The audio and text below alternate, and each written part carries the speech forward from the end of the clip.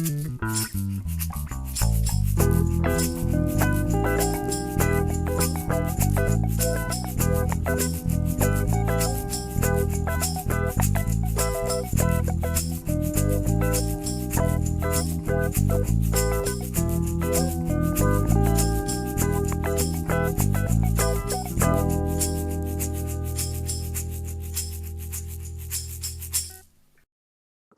and welcome to Pods Like Us. I'm Martin Quibell, known to my friends as Marv. And first of all, I have a co-host for this show, a very good friend of mine from Two Legs, Paul McCartney Podcast, Andy Nicholes. Hey, Andy, thanks for joining me today. Oh, no, thanks for setting it up, Martin, and longtime follower and friend of our show, Two Legs, which I've been a part of for nearly 5 years now. The show's been running for about 9, and Martin's always been a big, loyal fan and fellow progger at heart, which is why he asked me to come on here, because whenever I can deviate from Paul talk and get a little Genesis or yes into the show, I always do that, much to the dismay of my co-host, but he tolerates it anyway. So, but yeah, that's good to be on and to talk to two guys that have been doing a podcast that I've been following for a long time, and really excited to hear about how they came about it. Well, Andy, for anybody interested, Andy is one of the original people who really was like he helped me to get this show started and was almost like a somebody who pushed me and sort of like gave me advice starting the show. So it's sort of like a thank you to that as well. Oh, my pleasure. And that was about 3-4 years ago now? 3.5 years. Crikey. Wow. Interesting. I think I've seen Steve Hackett about 8 times in that time span. he does like to tour, yes. He does like to tour, boy. Let me tell you. Woo. Oh, I'm looking forward to Steve's new album. Same here. And yes, cranking out new albums just every year. Yeah. Yep. It seems like. Yeah. But we'll probably get into that as well, I would have thought, in the show. I'm sure. Me and Andy are chatting from the show Tabletop Genesis, Mike Lord and Tom Roche. Hey, guys, thanks for speaking today. Yeah, thanks for having us. Looking forward to this. Yeah, it's definitely, I know we've kind of chatted on and off for a while about trying to do this. And finally it was like, all right, let's do it. Let's get it done and everything. So in a good way, not oh, we got to do this. It's more like, yeah, it's fun. It's fun to go on other people's podcasts and we don't have to think about it. We don't have to do any homework. We don't have to do any research. Yeah, we're all good. No editing. Exactly. Nope. Yes. The best thing about it. So.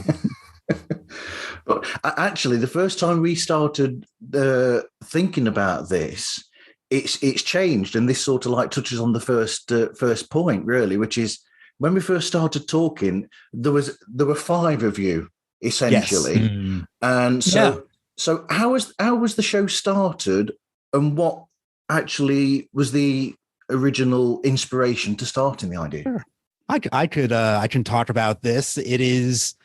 It's an interesting story because back in the day, the 5 of us were all friends and everything. And It was actually 2 couples, myself and Ellie, and Stacy and Simon, and then Tom as the 5th person, who has a lovely wife, but is not a huge Genesis fan, I would say. And there was at one point, probably back in early 2015, right around when the Sum of the Parts documentary came out, the BBC documentary about the career of Genesis, and Stacy and Simon had come up to visit Ellie and I. We were living in Jersey City at the time, and we had watched the documentary, and we were talking about Genesis because, again, being Genesis fans, that's what we did. And Simon, who's also a musician, kind of said, hey, we should do a podcast about Genesis. And we should get Tom involved. And I was like, yeah, sure, whatever. And literally, I think the next week, Simon was like, oh, I talked to a friend of mine in England who has this Progzilla kind of podcast radio network type of thing. And we can be on their network and everything. And that'll cover the music license and everything. I'm like, oh, all right, whatever. And he's like, so come on down and we'll record something. And it was like, okay. And it was at that point, Ellie wasn't available. The 4 of us got together, myself, Tom, Stacy, and Simon, and we recorded what I thought was going to be a test episode of doing Abacab. Yeah. And I was like, and it worked out great. I thought it flowed pretty well, the conversation. And the next thing I thought, like, oh, now we can do a real episode at some point. And the next thing I know, Simon was like, oh, I've edited it and sent it off to Pradzilla, and that's our first episode. And I was like, oh, wow, that happened a lot faster than I thought.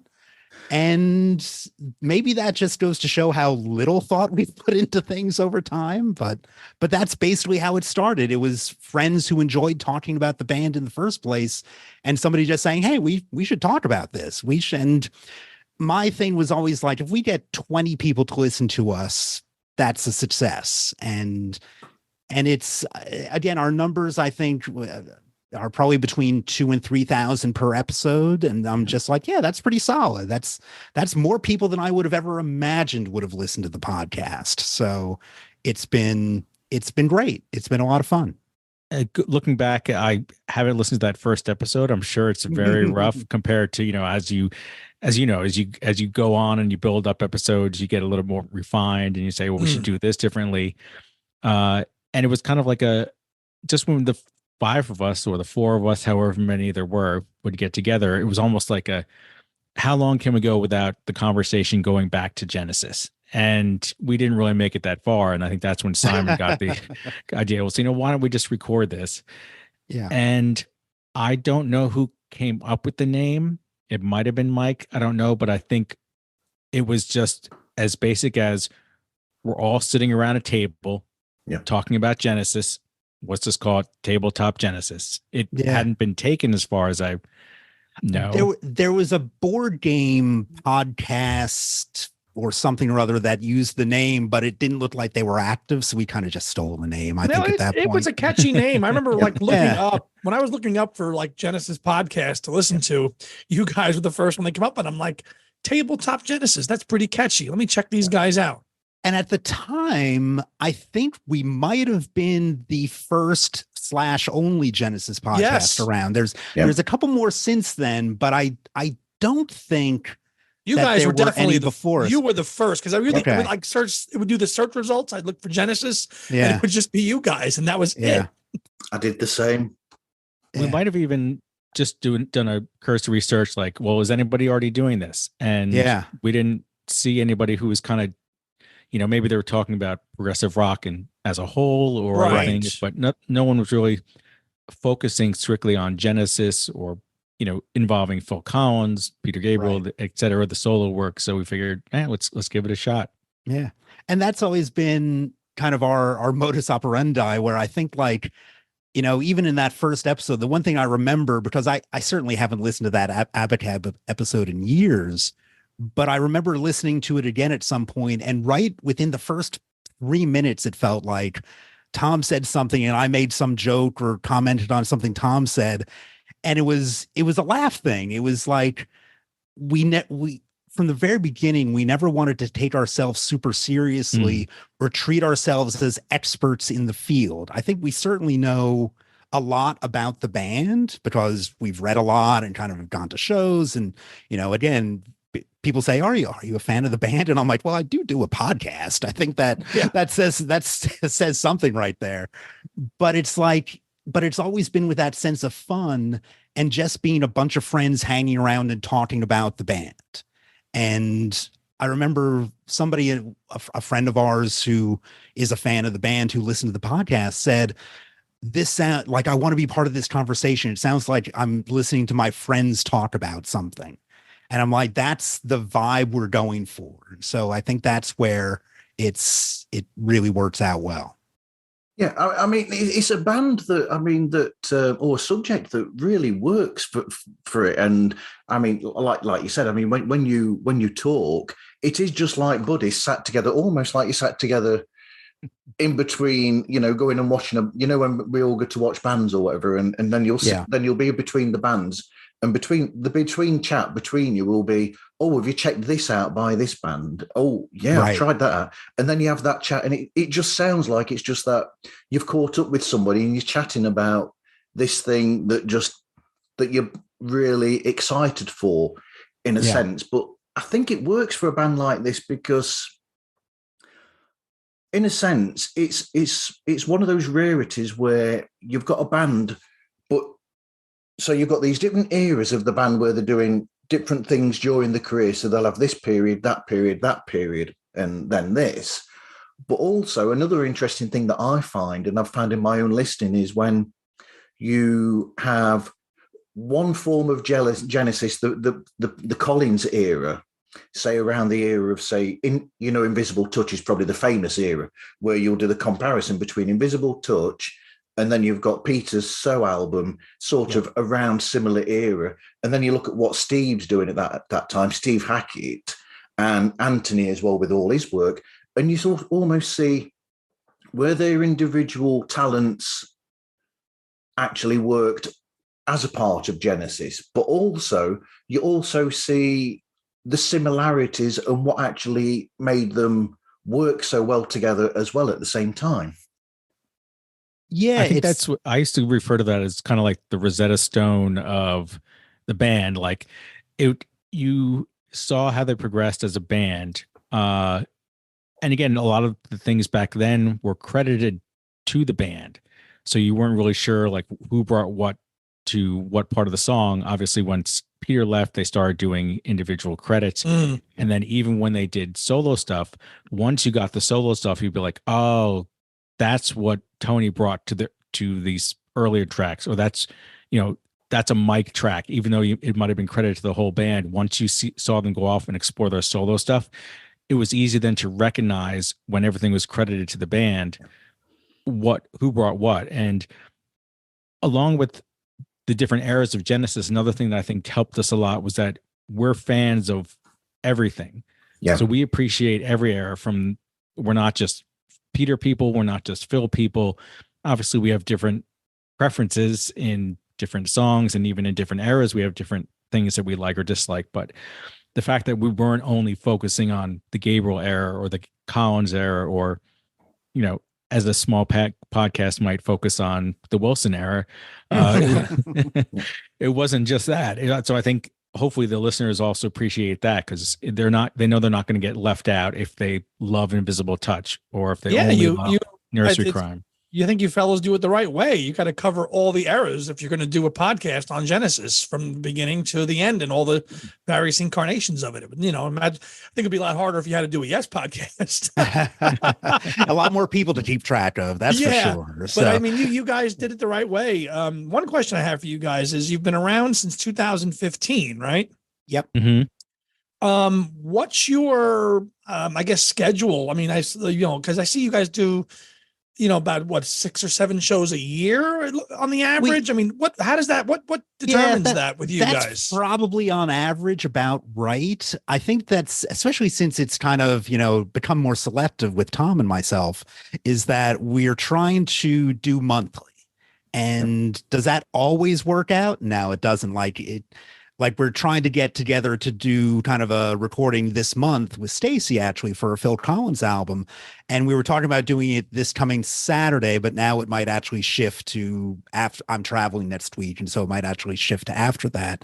And so will that get out in January? Maybe, maybe not. But I would like to do one a month. And that then gives us the flexibility of during the summertime, if we skip a month, it's not the end of the world. So I would aim for kind of between 10 and 12 a year, if it was kind of in my kind of decision-making process. It was harder with 5 of us, especially with Stacey and Simon's schedules, just trying to do it. And we would sometimes, when we would get together with them, we would do 2, or maybe I think maybe once we did 3 episodes in one day. And that was tiring, but it was we would try to bank episodes. Right. Yeah. Just bank them and can use them later. Yeah. And part of it was we never did remote recording until COVID. Right. Yeah. So we did the first 5 years, 4.5 years, whatever it was, where we met in person and actually literally sat around the table, and that's how we did it, because that's how we thought we had to do it. Yeah. And then because of COVID, I think we were very against doing any type of Zoom stuff. So I think because we all loved the main thing was getting together to have fun. Yeah. And recording was kind of secondary. Yeah. So it was an excuse to hang out with friends. Yeah. Since COVID, we've, obviously moved to, remote recording, which has made it a lot easier to do more frequent recordings. We'll have guests here, and it makes it easier to have guests.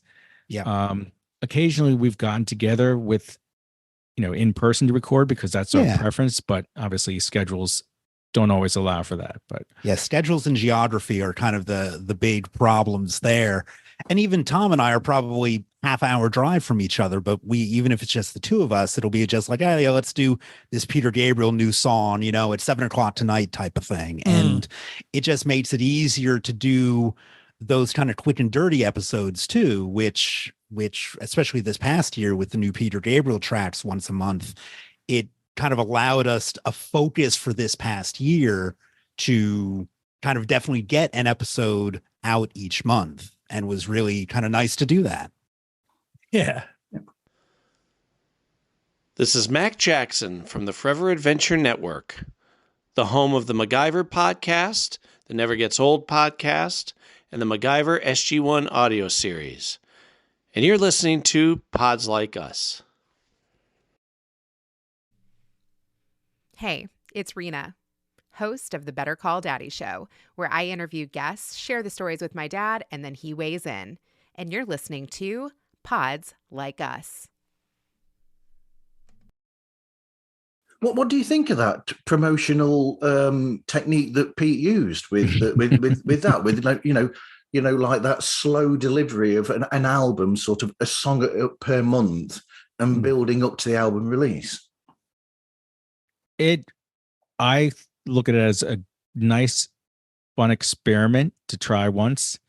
I would prefer, because I love the experience of getting an album and maybe not knowing 90% of it. Maybe you've heard a song, a single or so, but then you get the album, you go into a quiet room at night, put on headphones, and you go into that exploration of an hour-long music. And that's what I love about it, which I've done with a number of new albums that came out last year that I hadn't heard a note of.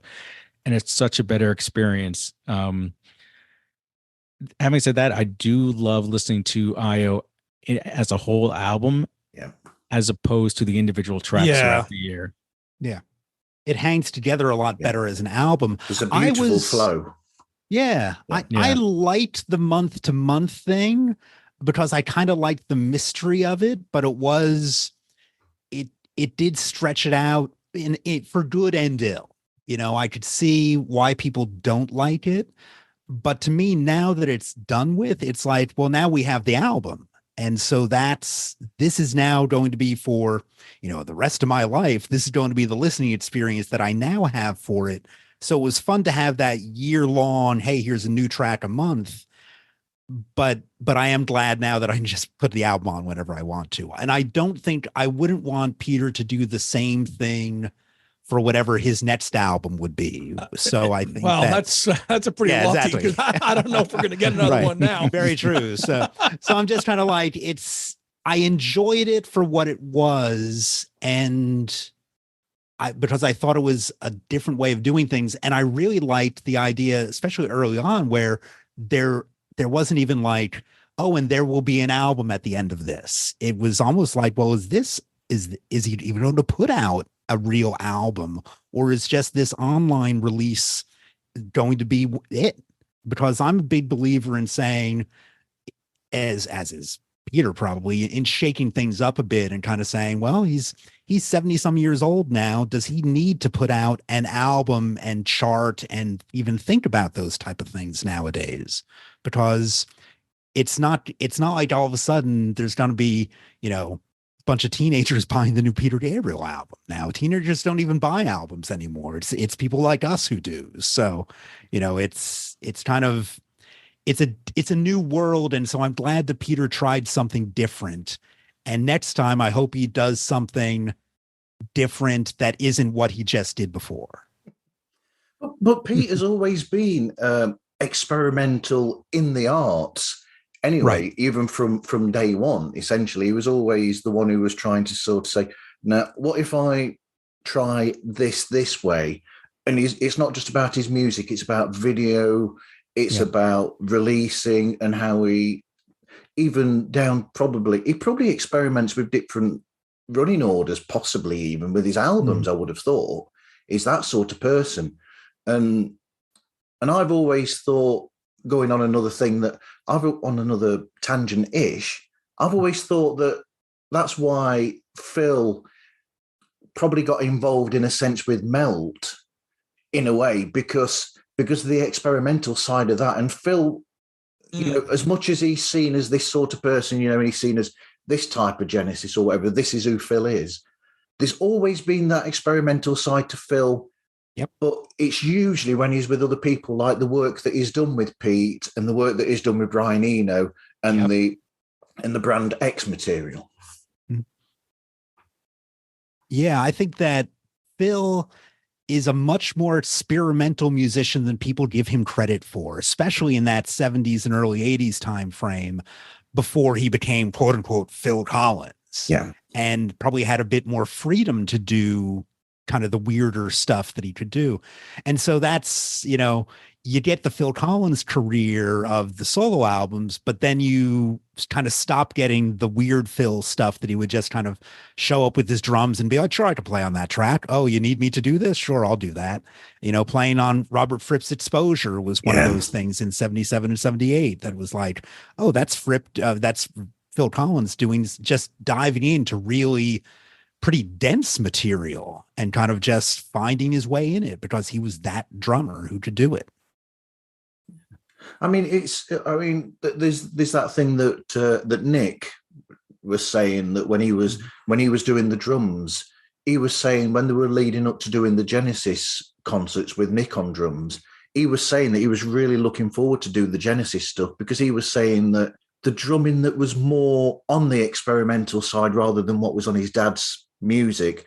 And he shouted out the Genesis 70s era is one of his favorites. Nick did, and what his dad was doing on drums. And also, I think he pointed out what his dad was doing with Brand X as well. And like you said, all the experimental stuff. It's amazing. Yeah, I think what he did is he got his chops touring with Phil solo.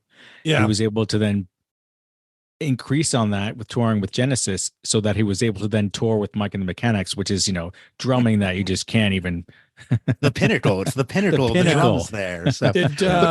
Did you guys have a chance to see the final Genesis tour when it hit our area? I saw a total of 7 shows. Oh wow! Yes, wow. 4 in the U.S. and I was at the 3 final shows at the U.K. Oh, you went over there? Wow. Yeah. So that's you know, that it was a great experience. And oh my God. How about you, Tom? I saw Philly and then twice in New York. Okay, you went to both New York shows. Yeah. I went to both New York shows. Yeah. I spent my wad on the 2007 tour because I think that's when I thought was going to be the last. I saw that 8 times. Yeah.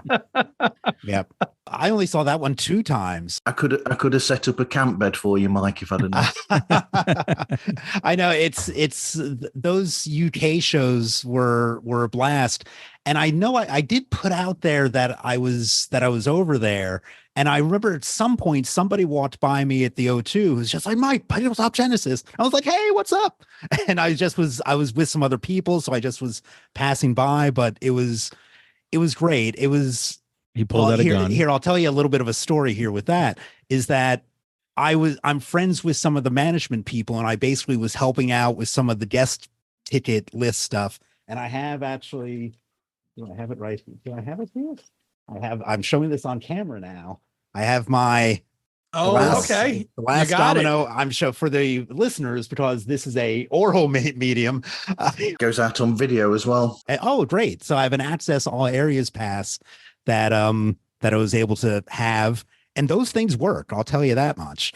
And it was just like it was a lot of.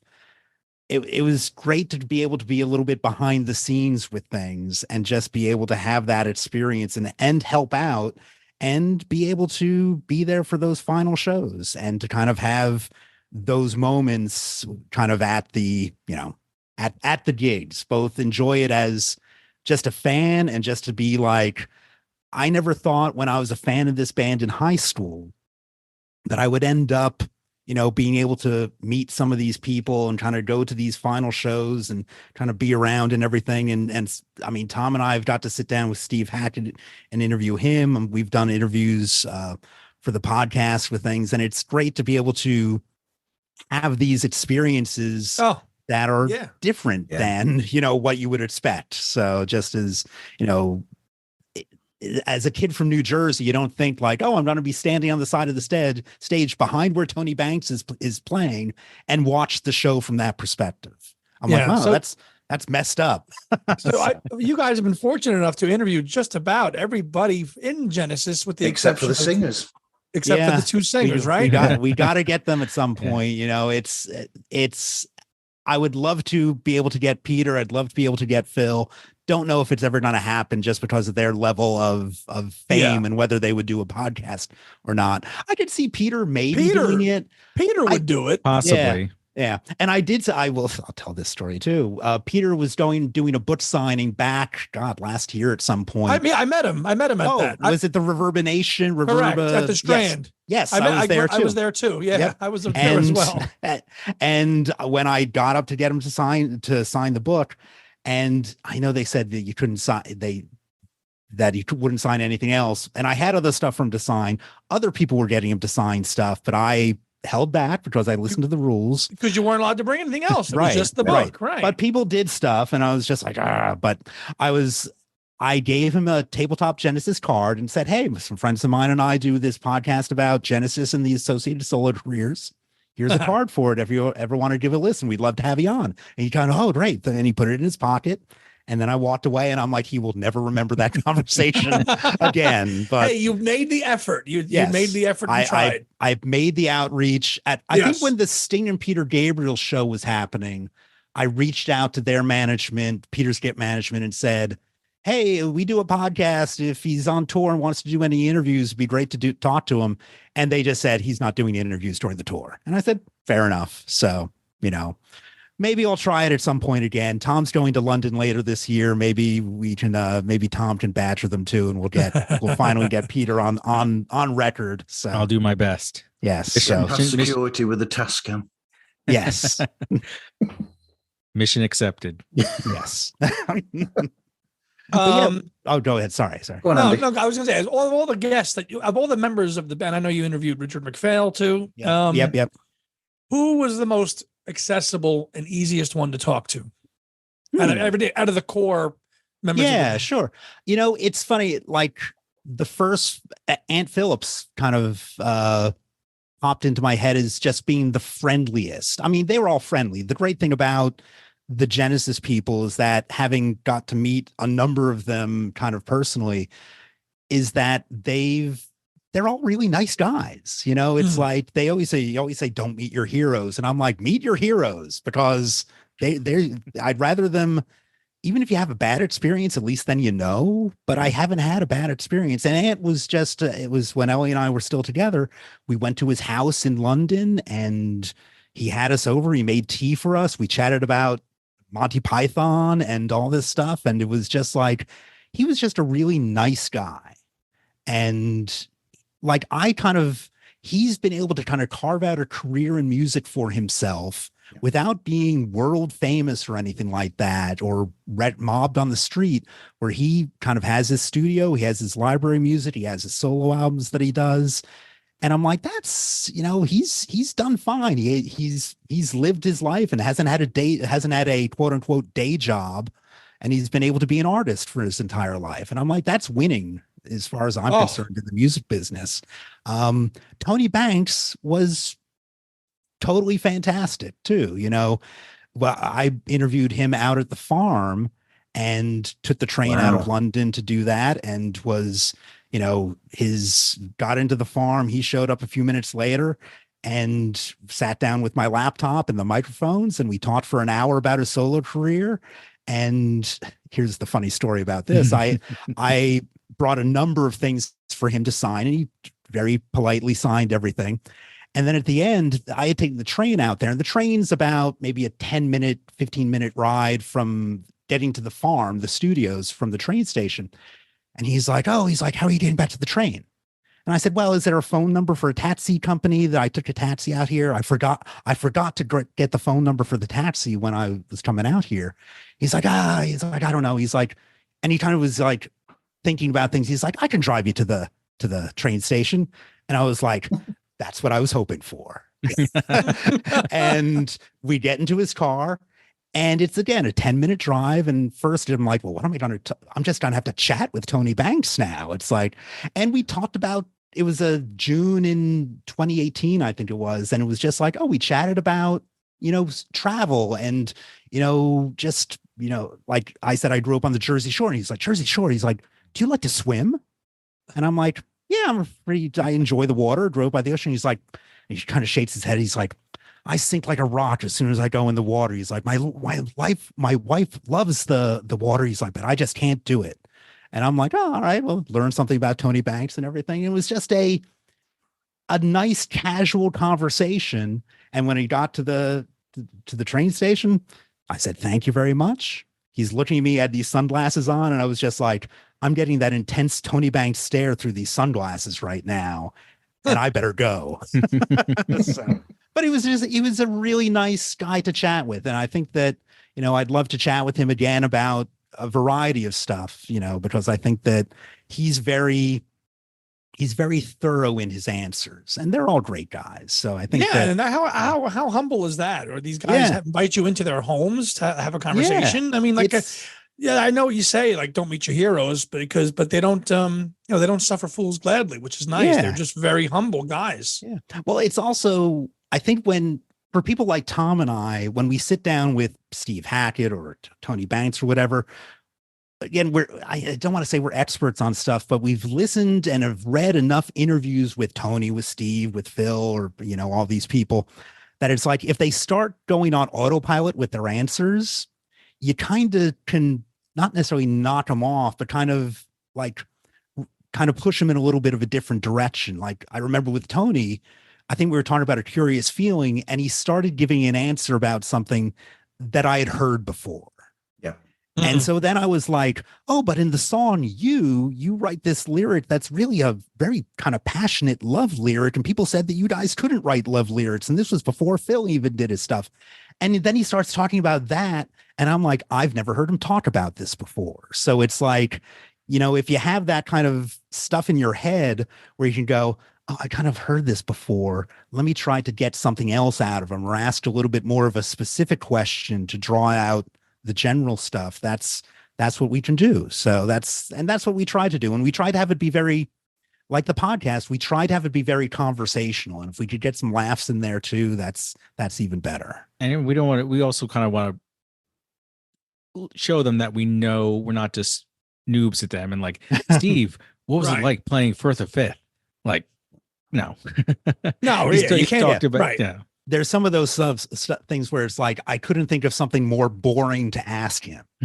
I think sometime when we interviewed Steve, which was, I think, one of the first interviews we did, I remember seeing some comment online saying like, why didn't you ask him about a Genesis reunion?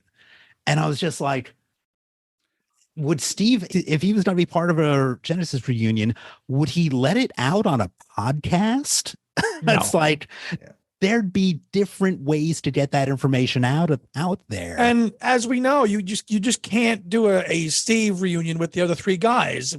You can't do that. It's going to have to be all full tilt with Peter to get all that other material. You can't just have those three guys and Steve. But I always say, I think you could, but it would be different. And I think that's where it would involve a lot of compromise on both sides, where Steve would have to find a way to play that stuff that he wasn't on, and that the Phil Tony Mike would have had to find a way to let Steve be Steve within those tracks too. So it would have been like, Steve couldn't have just done what Daryl Sturmer did. He would have had to be himself there. And would they have let him be that? Who knows? Yeah. So, I mean, maybe they let him work a little bit of the Acolyte into the set list, which is kind of like a Lost Genesis album anyway. Sure. Yeah. Bit of Steve guitaring driving the last spike. Yeah. There's a lot of stuff like that you could kind of, that you could see. Steve said to me at one point, I always pictured Abacab, the song with the screaming guitar solo at the end. And I'm like, well, that's something that you should have provided at some point, but you decided to leave. So, oh, well, what are you going to do? So Maybe Steve should do a Genesis revisited album, but it was the Genesis songs after he left. Yeah, that would be Well, interesting. You've seen him in concert when he does that little impromptu invisible touch riff Sure, on the acoustic guitar. That was funny. Yeah. But I would love funny. that. Those are the type of tribute things that I would love to hear, like Steve doing maybe not an entire album of it, but just do Dodo, do something, odd like that. A Man on the Corner, I could see him doing an interesting arrangement of. There are those type of tracks, but there's a lot of Duke that I think would have been nice with Steve. Yeah, that's still close enough. You can make that alternate, and then there were 3 albums that include some stuff from whether it's Please Don't Touch or Spectrum Mornings, where it's like, add on Every Day into that album, or one of those other songs from Please Don't Touch. And you're like, yeah, this could have been something. Narnia, I think, could have been a decent Genesis track in its own way. I think Defector could have been one too. Yeah, sure. There's a lot of different things like that. So welcome to And Volume for All, a deeply reverent and lovingly irreverent exploration of the history, philosophy, and future of the greatest music in the world, heavy metal. I am your cinnamon host crunch, I guess, Quinn. Hi, this is Zach from Belated Binge Harry Potter, and you're listening to Pods Like Us. I mean, what was that like then? So you've started the show originally as the 5 of you at the tabletop, and then what was that like then? The first time, how did you arrange the guest for the first time? What made you change, or were you always intending on going there anyway? And what was that first experience like? Do you mean like to get the first interviews type of things like that? Yeah. I think that Steve is the most accessible of the band members and everything. I think Steve is happy to talk to a lot of different people. And so I think that it was just a matter at that point. I had a connection with him because I was, again, this is another bit of a long story, but I'd ended up in the late 2007 to 2010 or so being the webmaster for the Genesis website, for the actual official band website, and dumb lucked into the job. It was a part-time gig, and it was just like, it was great. But through that, I ended up meeting Steve, and it was when he was going through his divorce and everything. And we became friends. And so he was kind of the obvious first person to ask. And so Tom and I interviewed him backstage at the show in Collingswood, New Jersey. And that was just one of those things where it was like, all right, this will get us on the map in a way that we can talk to the Genesis members. And if we do this well, this can be our calling card to say, basically, look, we're not idiots, kind of as Tom was saying before. Well. Yeah, it's like we're our own type of idiots, but we can do that. And I think that I would love to do more. I still think we should probably work harder to get Mike Rutherford on the show. That'd be great, I think. And because I think that it's realistic to get Mike Rutherford on the show, whether it's or not to get Peter or Phil on there. Ray Wilson, I think, would be fun to talk to in some ways. So, and Nick or, Chester Darrell, I think those would be interesting people too. So Chester's retired now though, right? Totally. Yeah. He's based down in Tennessee or somewhere down there. I forget exactly where he's at. Maybe he's around Memphis or something. So he's still touring. He's the drummer for Unitopia, a band from Australia. They're doing some shows, or they did some shows. I lose track of time. Maybe was that Prague Stock? Right. I don't know if that had. Yeah, so I think he was doing some shows there. But yeah, I think for the most part he's retired. Yeah. But we should. I do want to do more interviews, and Zoom will probably allow for that. I think that just this past couple of years we've been kind of focused on getting through the pandemic and maybe not doing some of the interview stuff. Yeah, exactly. Tom, I cut you off. I think that you going to say just something? to say that kind of the flip side of being able to interview some of these people is that the podcast as it started was a 5-piece, then a 4-piece. And that's the fun of it when we're all together. But sometimes when you do get lucky enough to interview one of the band members, it's usually one of us doing the interview. Has to steer the interview. Yeah. Right. And is only there, the only one present. So that's been a little bit, of you got to go off and do this. And so what would happen if Mike is in England and he interviewed Tony Banks or Anthony Phillips? We would do like the bumpers of that episode where we would talk about it, say, all right, Mike, here you go. Let's listen to your interview. And then we would come back from saying, oh, wasn't that great? But it was just not sour grapes, just very envious that, Mike would get to go off and talk to these people, but it was for the greater good of getting some street cred for the podcast. Sure. Like we can go off and say, Phil Collins' team, we've talked to Steve, we've talked to Tony, Is it hard to follow what Mike Rutherford is saying though? Because he speaks so quickly. Yeah. Well, that is the two countries separated by the common language type of thing. And, it is funny to kind of try to understand the accents at times, but yeah, Mike would be interesting that way.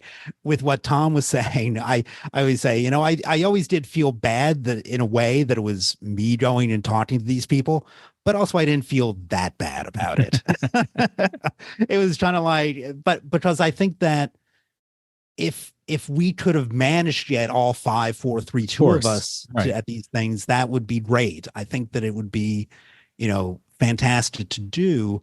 It's just a matter of practicality of trying to figure this out. And I was thinking, like, even with Tom going over to doing a family thing in the UK later this year, like, that might be something that if we can set something up for Tom to see some people when he see some people. I'm taking up all your time on your vacation now, but if something can work out, maybe that'd be great for Tom to be able to do that. And then I could be the one feeling left out and everything. So get ready for an itinerary being written out for you, Tom. Exactly.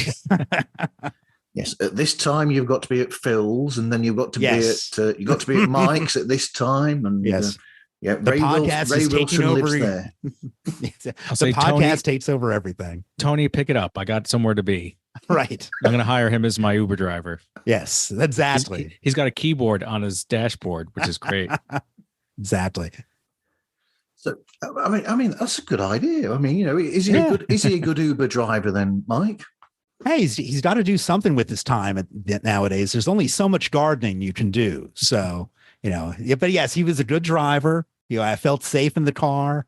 Again, but the main thing as an American driving in England is that I was sitting in what I think of as the driver's seat, and he was in the passenger seat driving away. And I'm just like, well, this is, interesting on many levels right now. So, but it's great. Yeah. It's good times. I thought 5 was a beautiful album. It is. And I think that's something that being able to talk with him about his classical albums and about his rock albums was something that he doesn't get to do all the time. Yeah. And so he doesn't, and I'm sure he appreciates the attention, but I do agree with Tony Smith's comment. He feels that like the Genesis music is his legacy. He didn't have the solo career that any of them had, but the Genesis albums is Tony's legacy. And I agree with Tony Smith's statement there. Yeah, I think so too. I think that, even as much as a democracy as Genesis is/was, bands always have a leader. And I think Tony Banks was the leader of that band. Yeah, he was. And it does seem, he does get a little bit of flack though with his demeanor and stuff and his approach and his attitude towards Steve and things like that. And, these guys are pretty, I think a lot of that respectful. is They're not going to say anything, but and I think a lot of that is overblown, and also like people taking what Tony means as kind of little jokes a little bit more seriously. And so I think that's, the joke about, so we just met Steve out of Seconds Out and moved on type of thing. It's like Steve is all over Seconds Out. It's like you listen to bootlegs of the same era and it sounds pretty much the same there. So it's one of those things that sometimes people like ragging on Tony Banks, and which I get, but he's Tony Banks. Of course. it's like Genesis wouldn't have lasted as long as it did without Tony Banks, and that's No. what makes the band interesting. So you could arguably say there probably wouldn't be a Genesis without Tony, really. yeah. Every band has that guy or that girl, you know, who's kind of really the person who helps move things forward. And there's, on one of the reissue interviews, I forget which album it was for. It was probably for Trick or for Wind, where Phil is saying, he's like, oh, you know, we would start rehearsing and Mike would have some bits, Steve would have some bits, I might have a bit. He's like, and Tony would have hundreds of bits. And I think that, you know, that's why Tony Banks was all over the writing credits. I think that Tony was one of those guys who he'd be like, oh, you don't like that idea?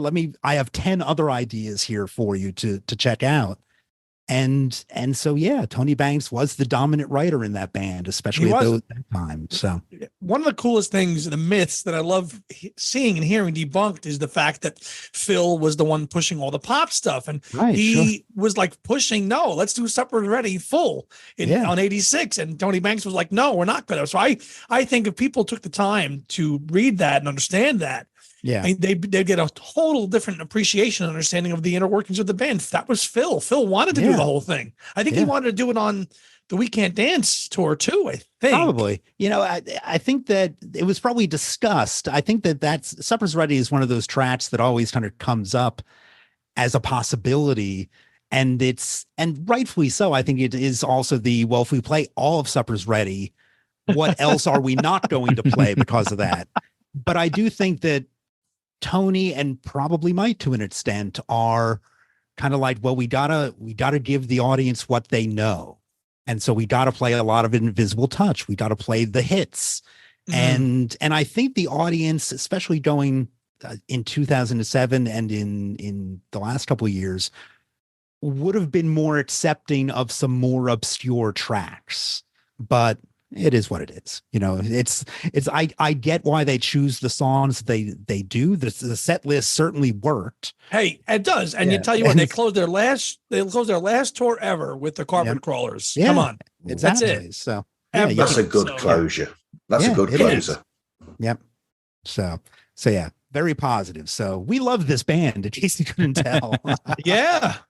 And there's so much to love. Yeah. Hey, this is Jeff Cummings from the Best Song Podcast, the show that is telling the stories of every song nominated for the Academy Award. You're listening to Pods Like Us. Hey, I'm Mr. X. And I'm Caleb. Of the Mackie Rat Podcast. And you're listening to Pods Like Us with Marv. Here's you, Marv. So, so also another interesting thing is that you don't go literally album by album, or you haven't. So how did you pick which albums that you've done in that order? I think Abacab was chosen because it was middle of the road, and we wanted to go with a Phil record because I think people would think, oh, it's a Genesis podcast, they're going to focus on Peter. So, you know, we didn't want to start with a Peter one. We also thought it would be, you know, talking about Peter releasing a new track every month, kind of like, oh, what are they going to cover next? Like, what's going to come next? Like, if we started with From Genesis to Revelation, people will know, all right, next episode is going to be Nurse Trespass, and so down the line. So it was kind of a nice, kind of mix it up for the listeners, but also for us, because we would finish recording an album. And the fun part of it was, you know, we were probably several beers in by then. Just say, what are we going to cover next? And we would just shoot up ideas and try to figure something out. And that was a fun part too. It's a good thing you guys did it that way, because a lot of podcasts that cover artists and bands that choose to do the albums chronologically, you do them. And if they're not really that active anymore, once you're done with the albums proper, you're done. And so where do you go? So it's good on you guys that just, first of all, you did them, but you kind of just did them in a random order. Then you figured, other shows to talk about. It's just not about the albums, because if you just do the albums, once the albums are done, you're done. How do you evolve? How do you continue to be relevant? How do you keep your show fresh? And you guys do that. Yeah, and that was something that, like, it's funny how much thought doesn't go into the shows. Like I remember after doing Abacab, it was like, oh, we should probably do a Peter album next, and I think the next one was probably Nursery Crime. Does that sound right, Tom? Yes. And so, like, we would usually at the end of recording, especially when it was the five of us, it would be like, oh, what do we want to do next? And sometimes we would decide then, sometimes it'd be like, we'll think about that later on. But it was never that hard to kind of choose what the next one was. It was usually one of us just saying, how about Wind and Wuthering? And the others going, yeah, that sounds good. It was never belabored. It was never, dragged down fights about this stuff, because it seemed kind of logical that we knew that there were more. It was pretty even split, but I think there were more, Phil albums. Are there more Phil albums than Peter albums? It's pretty even. You'd think we'd have these numbers off the top of our head, but it was pretty straightforward. And then it was a matter of, when we introduced solo albums into the mix, it was like, oh, do we cover a Phil album? Oh, let's do a Peter album. Now let's talk about Aunt Phillips, but let's not do the obvious one of Geese and the Ghost. Let's talk about Wise After the Event. And so we would want to keep ourselves interested in it too. So, and kind of find those albums that we'd like to talk about. So, and listeners, if they want to right now, coming fresh into the podcast, they can either listen to it as we recorded them, right? Or if they want, they could listen to the albums in chronological order. Go to our From Genesis to Revelation, and then go to Trespass, and they have an option cherry to pick. Yeah, they can cherry pick your shows. If they're going to listen in chronological, then they can find your shows over the course of the 9, almost 10 years you guys have been doing it, to find them when you guys did it, and they could, get your insight and your take on those albums, even though you didn't record them that way, but could work for them. Yeah. Good point. I think that's the fun of it. And that's still what keeps Tom and I going now, is kind of like, oh, well, what do we want to talk about? And, and who do we want to bring in? Because I think it's a 2-person podcast is fine. I personally think, and I think Tom would probably agree with this, that 3 is a pretty solid number. And if you get more than 5, I think it gets unwieldy at that point. But I think and then there were 3. Yeah, exactly. So it's nice that nowadays we tend to try to bring in a third guest to kind of talk about an album with us. And we've kind of, over the last, couple of years, have our kind of rotating cast of guests, which we're certainly open to having other guests on too, to kind of talk about things. But we have, Stacy likes to come back when we talk about a Phil Collins album. We have a friend, Catherine Stratton, who's a very big Mike Rutherford fan. So whenever we do kind of a Rutherford or a Mechanics type of thing, we tend to reach out to her to get her on there.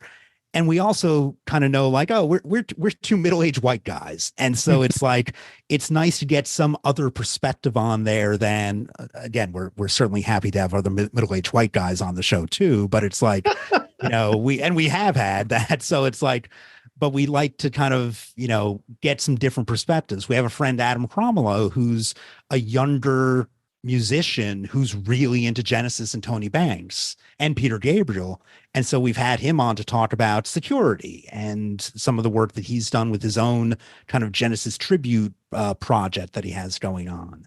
So we find people who are both friends and people who have the same type of, approach to things. And, and there's other people that we want to get, like we've had, some other friends who have podcasts or do certain things, who've reached out to us and been like, oh yeah, let's try to have this person on and kind of do something with them about a certain album. So, I think that Tom and I are both pretty open to having, guests that we think make sense. And it makes it a little different for us too. Like Mike had alluded to, we're trying to nail down a recording date with Stacy for a Phil Collins album. And she texted me that she was unavailable for the date we had set up. Well, she said, if you can't change dates, go ahead and just you and Mike do it. And I said, I've been talking to Mike all 2023 long. I said, I need another voice to talk to on these shows. That's right. I said, Mike's cute and all, but we need some Stacy in here. We need some Lady Balls talk. We need some, well, especially with with like a Phil album where like I like Phil's solo stuff, but it's not my favorite solo career of the solo careers. And so it's not that I know what my opinion is going to be, because I actually need to sit down and kind of do my notes taking pass on the album. But it's something that Stacy is really a Phil Collins fan. And I think Tom is a bigger Phil Collins fan than I am. Yes. Tom is putting the album by the screens there. And so it's like, we have to kind of, find ways to do this. And let me do the same thing here. I will do my screen here, which I pulled the disc out. I just haven't listened to it yet. People have seen that on the video now. Yes, we have the Portrait of Dorian Gray version. I know. Yes, I have the you have the younger picture. Oh, you have the aged. You have the aged one. Okay, there you go. So, whose solo careers do you enjoy the most? I mean, is it Tom? You like Phil? Phil's the best.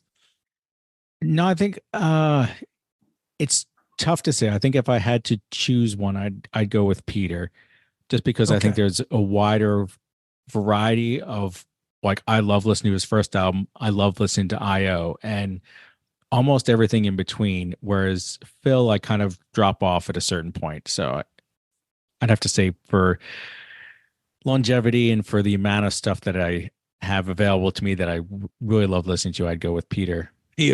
Okay. Mike? Sometimes to be contrarian, I would love to say Tony Banks. Which is true. I really do love a lot of the Tony Banks albums.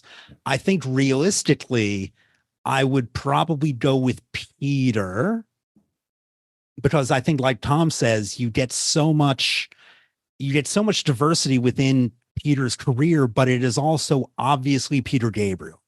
It's like, and I think that's an amazing kind of thing that he does, where he can sound very different, but it all sounds like him.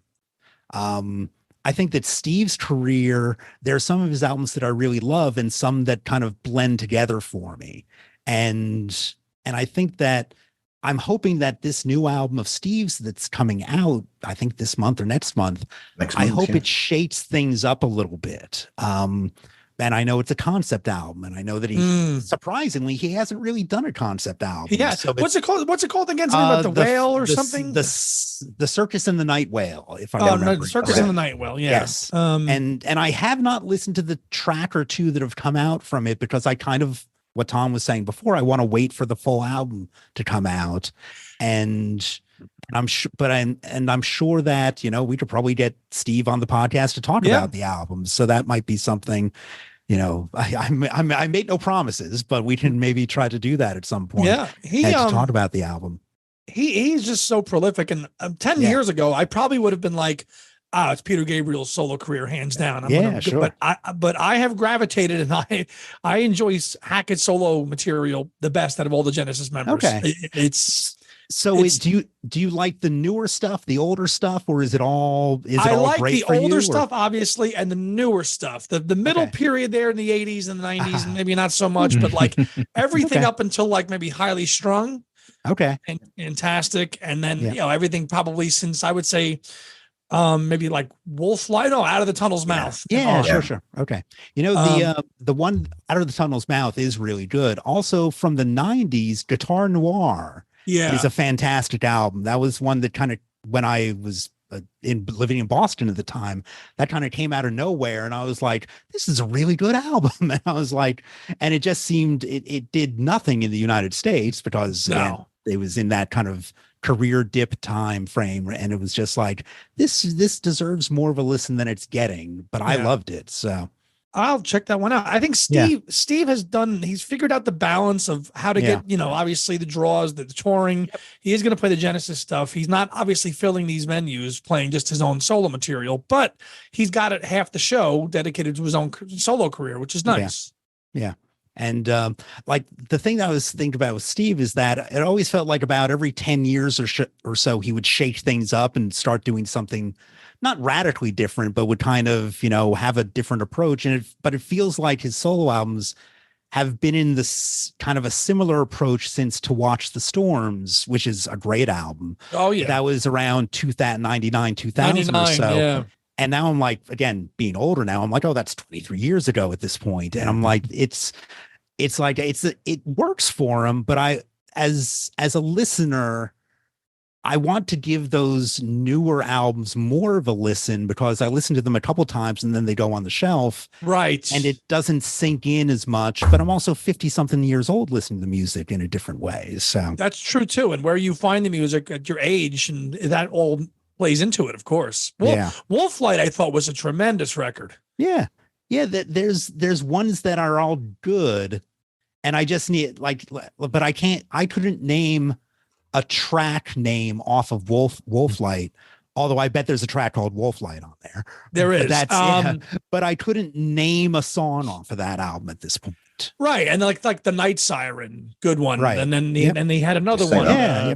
So he's cranked out so much and it's good, but that's, I mean, not that it's a negative. I mean, the man's producing music. Yeah. Oh yeah, exactly. Thank God he is. Yeah. And obviously they're selling decently enough that he keeps doing them and everything. And I do think they're successful albums artistically. I just would, that's why I think doing this concept album might be a push for him in a different direction for him. I mean, the last concept album he did was Lamb Lies Down on Broadway. So, this is, it is something that will be, I'm not expecting it to be a Lamb Lies Down on Broadway, but I think that having a creative theme running through an album could be really, really good, I think, on that front. So I'm looking forward to it. Cool. While we are talking about Steve, I will just put that across the screen for everyone to see. That's nice. a good album. That's Very kind nice. of a more acoustic one, Under a Mediterranean Sky. That's the COVID album. Yes. That's a signed copy, by the way. Very nice. Nice. Yep. No, Steve is great and doing he's very accessible to fans, and he does a lot of. I remember when in the 90s when Camino Records started up, when he was finding a way to get his music out to his fan base. I ordered a couple CDs right at the start from things, and I don't even think it was billed as getting signed CDs. And he signed all three of the ones that I ordered. And one was like, to Mike, best wishes, Steve Hackett and everything. I'm like, oh, he actually took the time to personalize these. And I was just very impressed by that from the get-go, that he was finding a way to kind of basically say, well, these record companies aren't giving me what I want or what I need. I guess I have to do it myself. And it was one of those earlier kind of adopters into that mode that, bands like King Crimson and Marillion, I think, went into a little bit more later on and everything. So kudos to Steve for jumping in on that side of things. Hey, this is Ross. Simon. And Thomas. From Who Takes the Socks Off podcast, the show that answers the questions you didn't even know you needed the answers to. You're listening to Marv, the one-man podcasting machine. On Pods Like Us. Hey, this is Chris from Podtastic Audio, the show that I have created to help you create your amazing podcast. And you are listening to Pods Like Us. But I mean, another interesting thing when you get guests is that also when you go to, you've had a couple. How many people have you had that have worked with Pete? We had Jerry Marotta. Jerry Marotta. That was an incredible interview. Love that interview. Jerry's a great guy too. Jerry's great. And we had him on our show too for the work. Oh, right, because he played with McCartney. Yeah. Yep. Press to play. Yeah. And have we had anyone else who worked with Peter? I think that's it. We need to get Tony Levin at some point, and that's something that. Oh yeah, that would be a score. Yeah, so and I have a contact that I can work with that, and Tom and I would have to drive up to Woodstock and do that at some point. So maybe in the spring, maybe we'll try to work that out or something. So it's not that far. It is not. We can certainly do that in a couple hours. And actually, I think that this friend who got me the contact with Jerry Marotta back when we did that was like, oh yeah, and he knows Tony Levin also. So he actually said, like, I can get you both of them at the same time. And I'm like, all right, we need to work on this. And so it's like, but it's horrible because as much as we like doing the podcast, I think there are times I can speak for myself when I am lazier about things than I should be. And it's like, I need to kind of make the effort and be like, all right, I should, reach out to this person and start trying to get this going and, or reach out to this other musician who I'm in contact with to try to get this person on the show again. And it's like, there's just too many things going on in real life sometimes that get you away from things. But 2024 will be the change will be not the revitalization, but just kind of like, let's get some things moving that we've been talking about for a while. You need Tony and David. Yeah. Oh wait, David Rhodes. David Rhodes. Oh yeah, that would be great. Yeah. So he was at one of the last Genesis shows too. I saw him there and everything. So should have gone up to him and chatted with him, but I was an idiot. You can get maybe Bob Fripp or Bob Ezrin on. If we can get the two Bobs, that would be impressive. Bob I don't know if Fripp would ever want to talk about, not because of anything bad, but I just don't know if talking about the Gabriel stuff would be that interesting for him. Yeah. I don't know. And I'd be that would be an interview that would probably frighten me more than any other interview that I've done, just because I not that I'm scared of Fripp, and I'm actually a big King Crimson fan, but I would just want to impress him too much. And I think it's more on my side of things that I would feel like that I would. Oh, you could do your homework. You could do it. I feel like I'd be a disappointment, and I don't want to feel that way. I mean, talking about Fripp. I mean, the interesting thing there is the different approaches to "Here Comes the Flood." Right.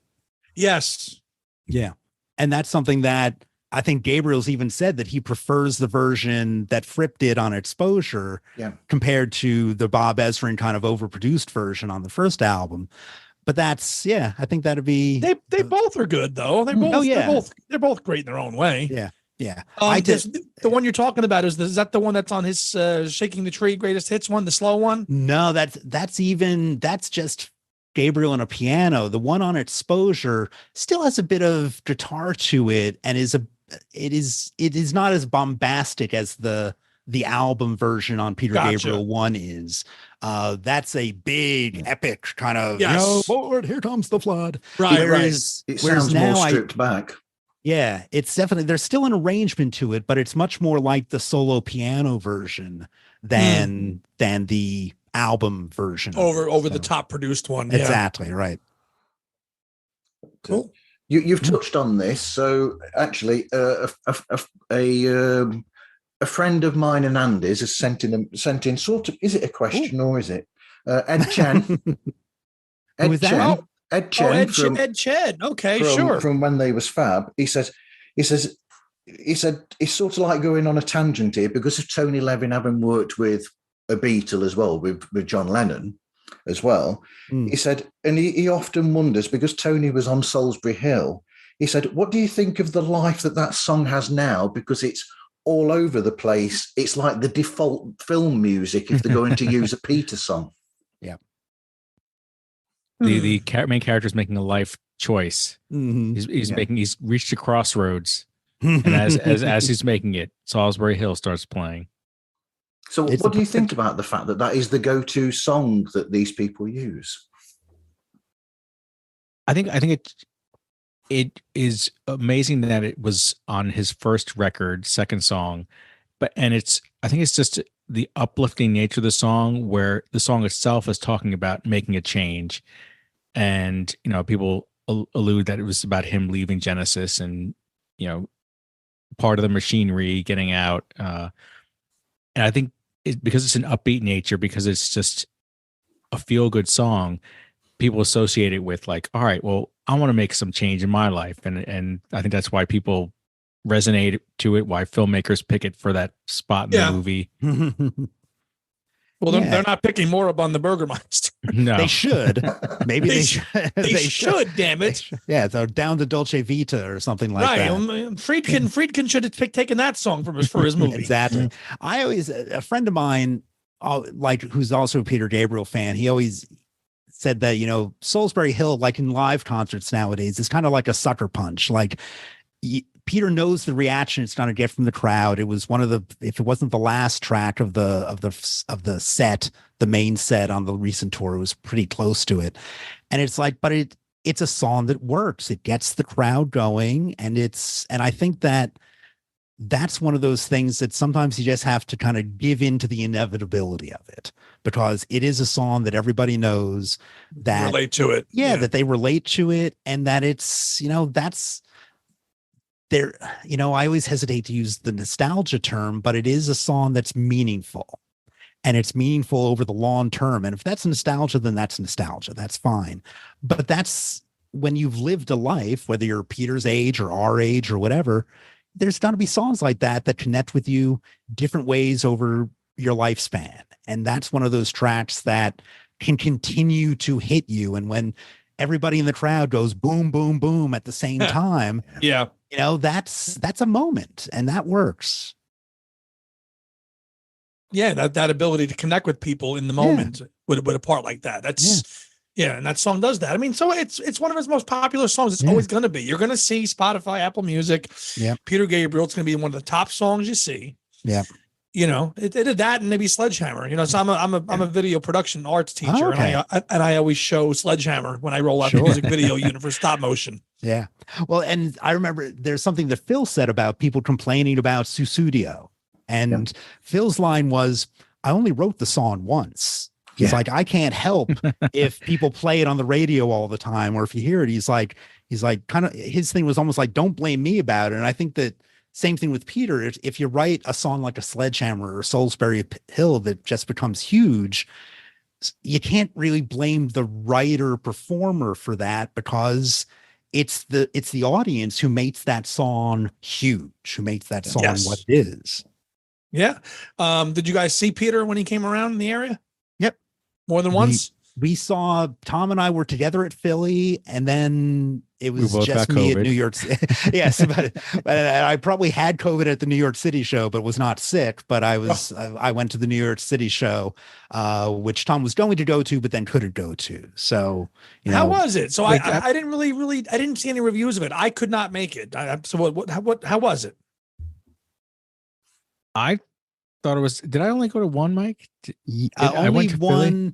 Yeah, Philly, and then unless you went to something after New York City, but I don't think you did. So, wow, I must have had COVID brain for not remembering that. Yeah, but exactly. I thought it was a great show. I think I would love, having spent a lot of time with the album, which he did 11 of the 12 songs on that album. He did, which is. For a legacy artist who might throw in one or two new tracks and then just play all old stuff. Right. It was split about 50-50 new album. And then of the 50% that was the old stuff, almost half of that was from So it really left a little bit from the first 4 albums that he could play. I'm hoping that if he comes around again, maybe he'll cut it back to, I'd love to hear 4 or 5 songs from IO, and then the rest, this other 75% be older stuff. But, I get it. He loved playing the new stuff. I think it came across great. Some of it I really enjoyed, playing for time. Yeah. IO, Road to Joy, I knew we're going to be big fan favorites, even for those who didn't know the album. They're just fun songs to stand up and sing along to. So I give a definite positive thumbs up to the shows. And, Mike saw it multiple times, so he was able to assess it, secondhand too.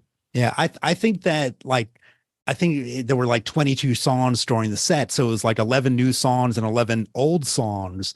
And all those old songs, except for the first 2, which were Washing in the Water and Growing Up, which were kind of done semi-acoustically, they were all the songs you would expect, like a Digging in the Dirt, Don't Give Up, Sledgehammer, Red Rain.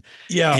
But I think because he was giving you this lump of music that 98% of the audience probably hadn't heard, he was like, all right, I got to give the people the other stuff so that they will get carried along and let me play this new stuff. The new stuff. Yeah. And I was really impressed at both shows, both Philly and New York, that people really gave the new stuff a chance. Because sometimes you think people are going to go to the bathroom, they're going to start booing, play Sledgehammer type of thing. But there was really none of that to any huge extent at either of the shows. And that's not surprising to hear, because I like to think that the Peter Gabriel / Genesis fan community is a well-educated community. They're not going to they're not going to sit there, chanting out all drunk and play this, play that. Give me steam. Right, Exactly, right. Like they're very, like you go to a Genesis related show. Those people know what they want. They know what they like, and they're going to give Gabriel the time and chance to play his new music. And even if they don't know it, they're going to be respectful and listen to it and not be, oh, I'm going to the bathroom, I'm going to get a beer. Like none of that. Right. No. Yeah. It'd be pretty long bathroom break for all the new music in there. You can spend half the time. And that's where I think like Tom and I used to go to these progressive rock festivals called Near Fest. That was every basically June in the around Allentown area. And like Stacy would go to that too. And oftentimes I think you, Tom, and Stacy would kind of make playlists of all the bands that were going to be playing so you get familiar with their music. And I was always like, if it's a band I don't know, I don't want to know them until I actually hear them live, because I kind of liked going in cold. And sometimes it worked and sometimes it didn't. But I always thought those bands that could convince me, having not heard a note of their music, I knew that there was something there.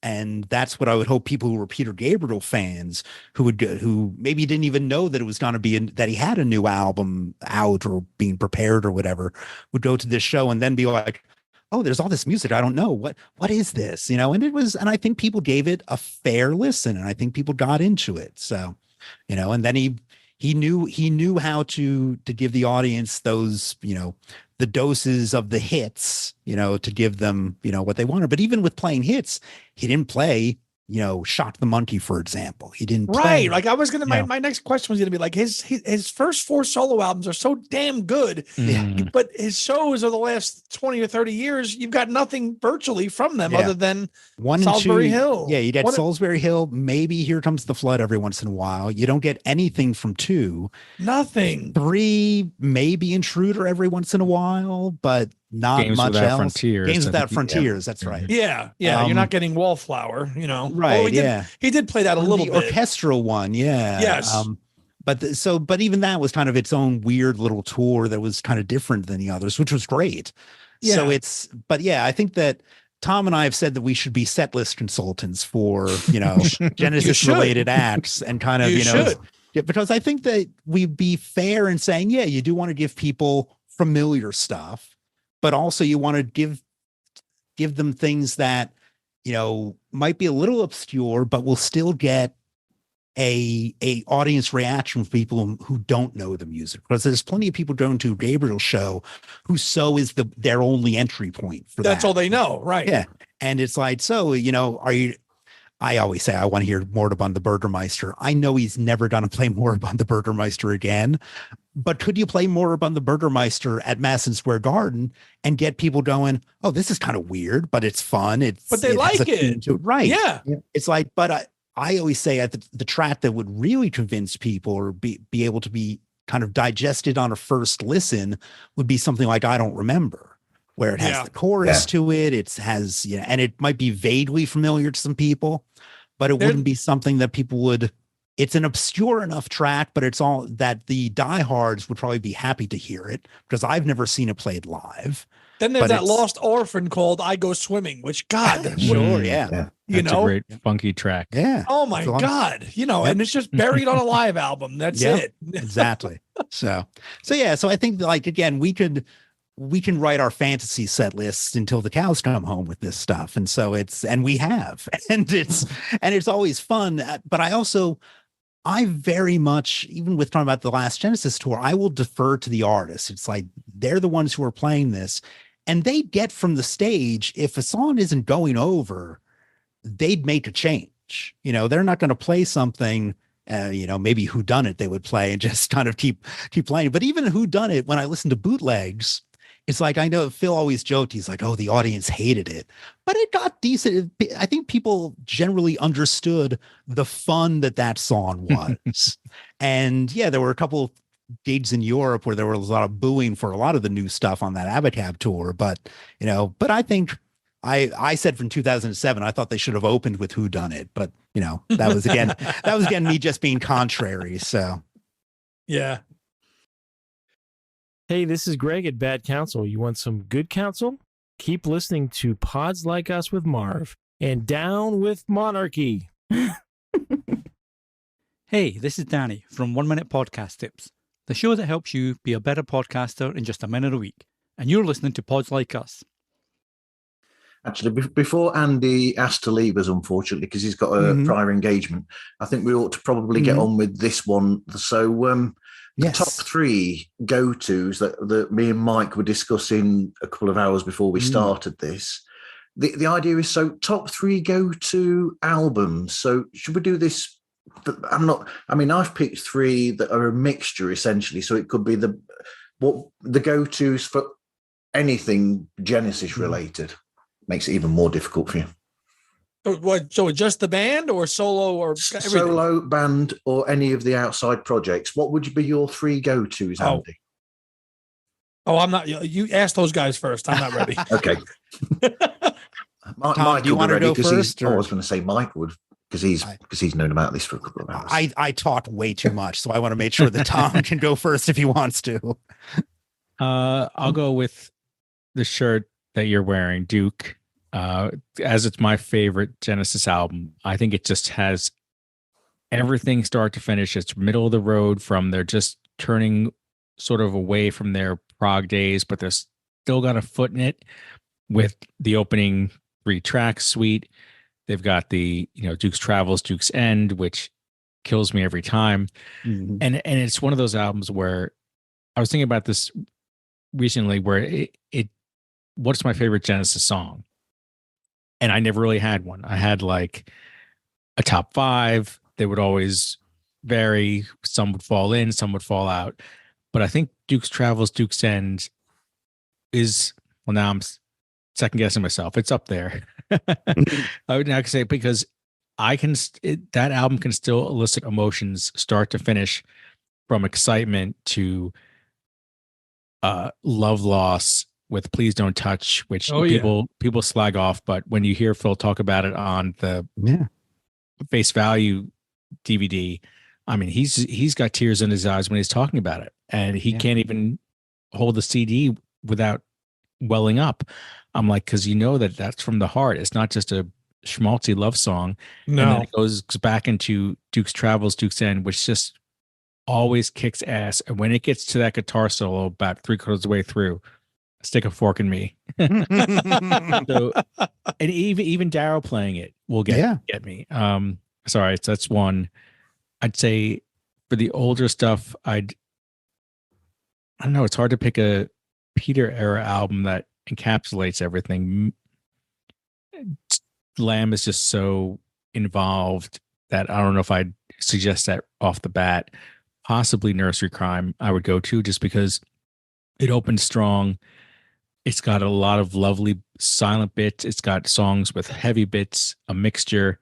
So that one might be one that I suggest for the older stuff. And for the solo stuff, I would probably want to open someone's eyes or ears who thinks Phil Collins Tarzan, and maybe go with one of his first 2 albums, just to show the kind of variations that this isn't some guy who is going to give you a love song. This guy experiments with things. You've got the whole Roof is Leaking, Hand in Hand suite. You've got, on the second album, you've got the weird stuff like Through These Walls, the anger of I Don't Care Anymore. Like, Do You Know, Do You Care? Do You Know, Do You Care? Like, and there's a song on the second side of Hello, I Must Be Going, which also gets me every time. I think it's what's the kind of ballady song on the second side? Is it Why Can't It Wait Till Morning? No, it's like 1 or 2 before then. Don't Let Him Steal Your Heart Away. That's it. Yes. There's a couple lines in there when he repeats it. No, don't say it. I know. Like, it's just, he really knows how to get you. So I think if I had to make it 3/4, it'd be Duke, Nursery Crime, and then one of Phil's first 2 albums. Did you say Nursery Crime? I said if I had to go 3 albums, I would do Duke to get people in. My top 3 to get people into it would be either Duke, Nursery Crime, and from solo, I'd suggest one of Phil's first 2 albums. Yeah, I kind of took it in that way of also kind of like, if there was somebody who didn't know Genesis or the solo albums, what would I recommend to them? And for Genesis, I would go with Selling England. Yep. That's what I've picked. Because it was, for me, it was after kind of being a kid of the 80s, and kind of being familiar with, stuff from the Mama album, Mama and That's All. And then Invisible Touch. Selling England was the first Gabriel-led album that I heard. And it was surprising, but I got it. And it was like, it connected with me. So I was like, okay, I think that could be an entryway into that stranger Genesis.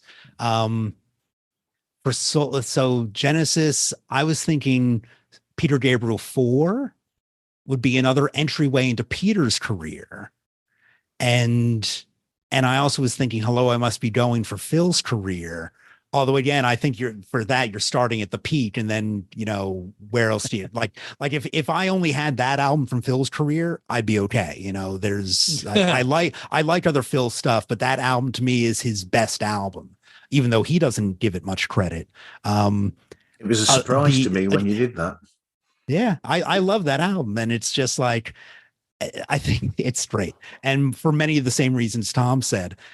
The kind of prickly part of me would like to say The Fugitive by Tony Banks, because I also love that album for many reasons. But I also know that it would be an acquired taste for many. So my 3 would be Selling England, Security, Peter Gabriel 4, and Hello, I Must Be Going. Okay. I got my 3, Martin. So go on, Andy. I'll go 3. Well, I'm going to go 3, 2, 1. So for a solo career, I'm going to go with Hackett's Acolyte, because you've got you've got Rutherford on there, you've got Phil on there with Star of Sirius, so you've got those other guys and drumming. He drums on the entire album too. Yeah. Right. Yeah. So you've got Phil on there too, represented drumming and singing, so you can see kind of where Phil would go as a solo career down the road, plus just being just a great record by Steve himself. One from Peter and one from Phil's era of Genesis. 2, I'm going to go with Duke. I agree with both of you guys as well. Home run of an album that will just slay every time. Even songs like Cul-de-sac, are just fantastic. Fantastic. Agreed. Fantastic. For just wonderful songs. Even the deep cuts on Duke are just off the charts great. Even Alone Tonight? Even Alone Tonight. I just had to get you on record for that. So. even Alone Tonight. But but as Tom so wonderfully said, please don't ask. You couldn't find a more emotional song to ever listen to. You hear that song and it just gives you goosebumps, because it's real. It's real, and it's sad, and it's so emotional. And the fact that it made a Genesis record, it would have been that or Face Value. We would have gotten on even one of those. But the fact that it's on Duke, which was already a great record, makes it even better. And just the whole Duke's Travel, Duke's End. I can't wait to see this on Saturday. This tribute band do it. Right. We'll see how they do. The Genesis show. We'll see how they do it. But and then of course for the Peter album, I'll go with Selling England by the Pound as well, to encapsulate everything about the Peter era, Britannia, without going deep into Foxtrot or anything or Nursery Crime. I think Selling England by the Pound with the Cinema Show and Firth the Fifth as the 2 kind of heavy tracks there on that album that kind of weigh it down. And of course, Dancing with the Moonlit Night as well. But those 3 really kind of encapsulate everything about what is pure and great about early Genesis on that record. Sounds good. Those are my 3. Martin, how about you? Yeah. 2 of mine have already been picked. Because my favorite Genesis album is actually Selling England by the Pound. Very good. Because all the reasons that have already been said basically about that album. But that sort of goes in line with my other choice for a Phil era, which would be Duke as well. The T-shirt I'm wearing. There's similarities between them, because you've got these big, progressive pieces in there, such as on Selling England, like you said. You've got Firth the Fifth and all those tracks on there, and with Duke, you've got the whole Duke suite all the way through, and then in between, you've got these other little bits, and it's a really good sort of like show of the 2 different eras of Genesis in a sense, because and it shows, it's almost like a mirror, almost like a way of showing you what they've been and what they will be. Both albums are like transitions. Yep. And as an aside, Duke, I think Duke works better the way that it is. You know how there's that eternal argument where people say, would it have been better if they'd have had the whole of that Duke thing all the way through on the entire one side of an album? I actually think it works nicely as a bookend with you've got the beginning there and then the end. Yeah, and I then agree. when you do the end, you've also got the hints or the little motifs musical through all the other songs that aren't part of the Duke suite there as well. So it's like a really nice ending to the album. And I'm still hearing, when I listen to those bits, I still kind of pick out bits where I'm like, oh, I never realized this is a repeat of that little bit there. Yeah, and it's like coming back again. So much arrangement in that. So the 2 or 3 minutes at the end of Duke's Travels and Duke's End might be 3 minutes of the best music I've ever heard in my life. Yeah, that could just set the world on fire. And you all know what I'm talking about. It's just absolutely electrifying, incredible, intense music that just is. You can't put into words how great it is. They knew starting off with the Duke, Duke's intro, both in 2007 and in the last tour. That's a way to start a show. That gets that's a great both opening and then playing that Duke's End bit at the end. It's like this works. So this is fantastic. Yeah. And my choice from solo career would be Pete's third album, Melt. Excellent. Oh, okay. Good choice. Yeah. And we've already mentioned a couple of my favorites on there with, Intruder and I Don't Remember. I think it's a solid album, start to finish. And Yeah. And there's so many albums that, you asked me this question tomorrow and I could give you 3 different albums. As soon as I said it, I was like, oh, Trick to the Tail would be a great replacement if I didn't say Selling England. Right. Because again, that's another great intro. I mean, Abacab would be a great intro for the reasons that we did it as our first episode and everything. And so there's so many things. I could name you 3 Ant Phillips albums that I think would be, a great intro for people to get into things. Trespass itself would be a great intro, because it always can show what the potential is for that. I could probably make an argument from Genesis to Revelation being, an album. Maybe about half of that album. Yeah. Maybe half it, but I mean, Trespass, Stagnation. I mean, come on. Yeah, exactly. Looking for Someone is another classic on there. And it's just like, I mean, there's all the tracks on there, just work on a level that I always have to remember. These guys were like 19 and 20 when they did this stuff. And Peter left the band when he was 25, 26 type of thing. I'm like, it's like, they were so young when they were doing this. It's like you kind of get why they were like, why Peter was like, I gotta leave. I'm 25 years old. It's like you're barely an adult at that point. You have to kind of he was full of piss and vinegar, so he was just like, I gotta get out of here and do this stuff. Same thing with Steve. a couple years later, it's like they don't see the option of, oh, I could actually talk this out and try to work something out with these people versus just deciding to leave. But that's youth for you. So it is what it is. Yeah. This is almost a stupid question, this. So what sort of research do you do leading up to doing the shows? And do you have a specific structure that you have doing each show? I'll say for research, just like when we're doing an album review, I listen to the album like usually solidly 2 times, doing notes each time. To have something to talk about, just to make sure that there's notes. Sometimes I use the notes per track, sometimes not. Sometimes as we're talking, people say stuff that I've written down. So I'm like, oh, good, I don't have to say that or whatever. And then other times as in the conversation, you're just like, it's not relevant to bring that stuff up, or it's not the way the conversation was going. I think for interviews, it is a lot more of just trying to come up with good questions to ask people. And so, questions, I think it's good to be prepared so that you don't want to be a slave to the questions. But I think that you have good questions so that then if the person says something interesting when you're interviewing them, you can follow that tangent because you're prepared, and you could always jump back to your questions if you need to. But I'm a big believer in trying to let the conversation go where it goes and have a structure in your head for it, but not necessarily if the subject wants to talk about something else or isn't interested in your structure, you got to figure out what they want to talk about and what they're open to talking about. So research wise, we always, especially Simon and now Tom, tends to do the reading of the Wikipedia article for the album if we're talking about an album. And I view that as both giving people general knowledge of things, but also like, let's see if Wikipedia got this right. Right, Because puts it in context, kind of gives it a starting point. And then we usually, as most of the episodes are structured, where we'll do an intro, maybe we'll have a couple minutes of discussion, and then we'll go track by track. Mike will usually give the most hysterical joke and intro I've ever heard in my life. And as he segues into the song. Right. And the best part is a little into how the sausage is made, like what Mike will say, and we'll start with our first track, Invisible Touch. And then we'll all be quiet for a second and be like, blah, blah, blah, blah, blah. This is where Mike puts in the music. Yeah. And then we'll go around the table and say, all right, who wants to talk first?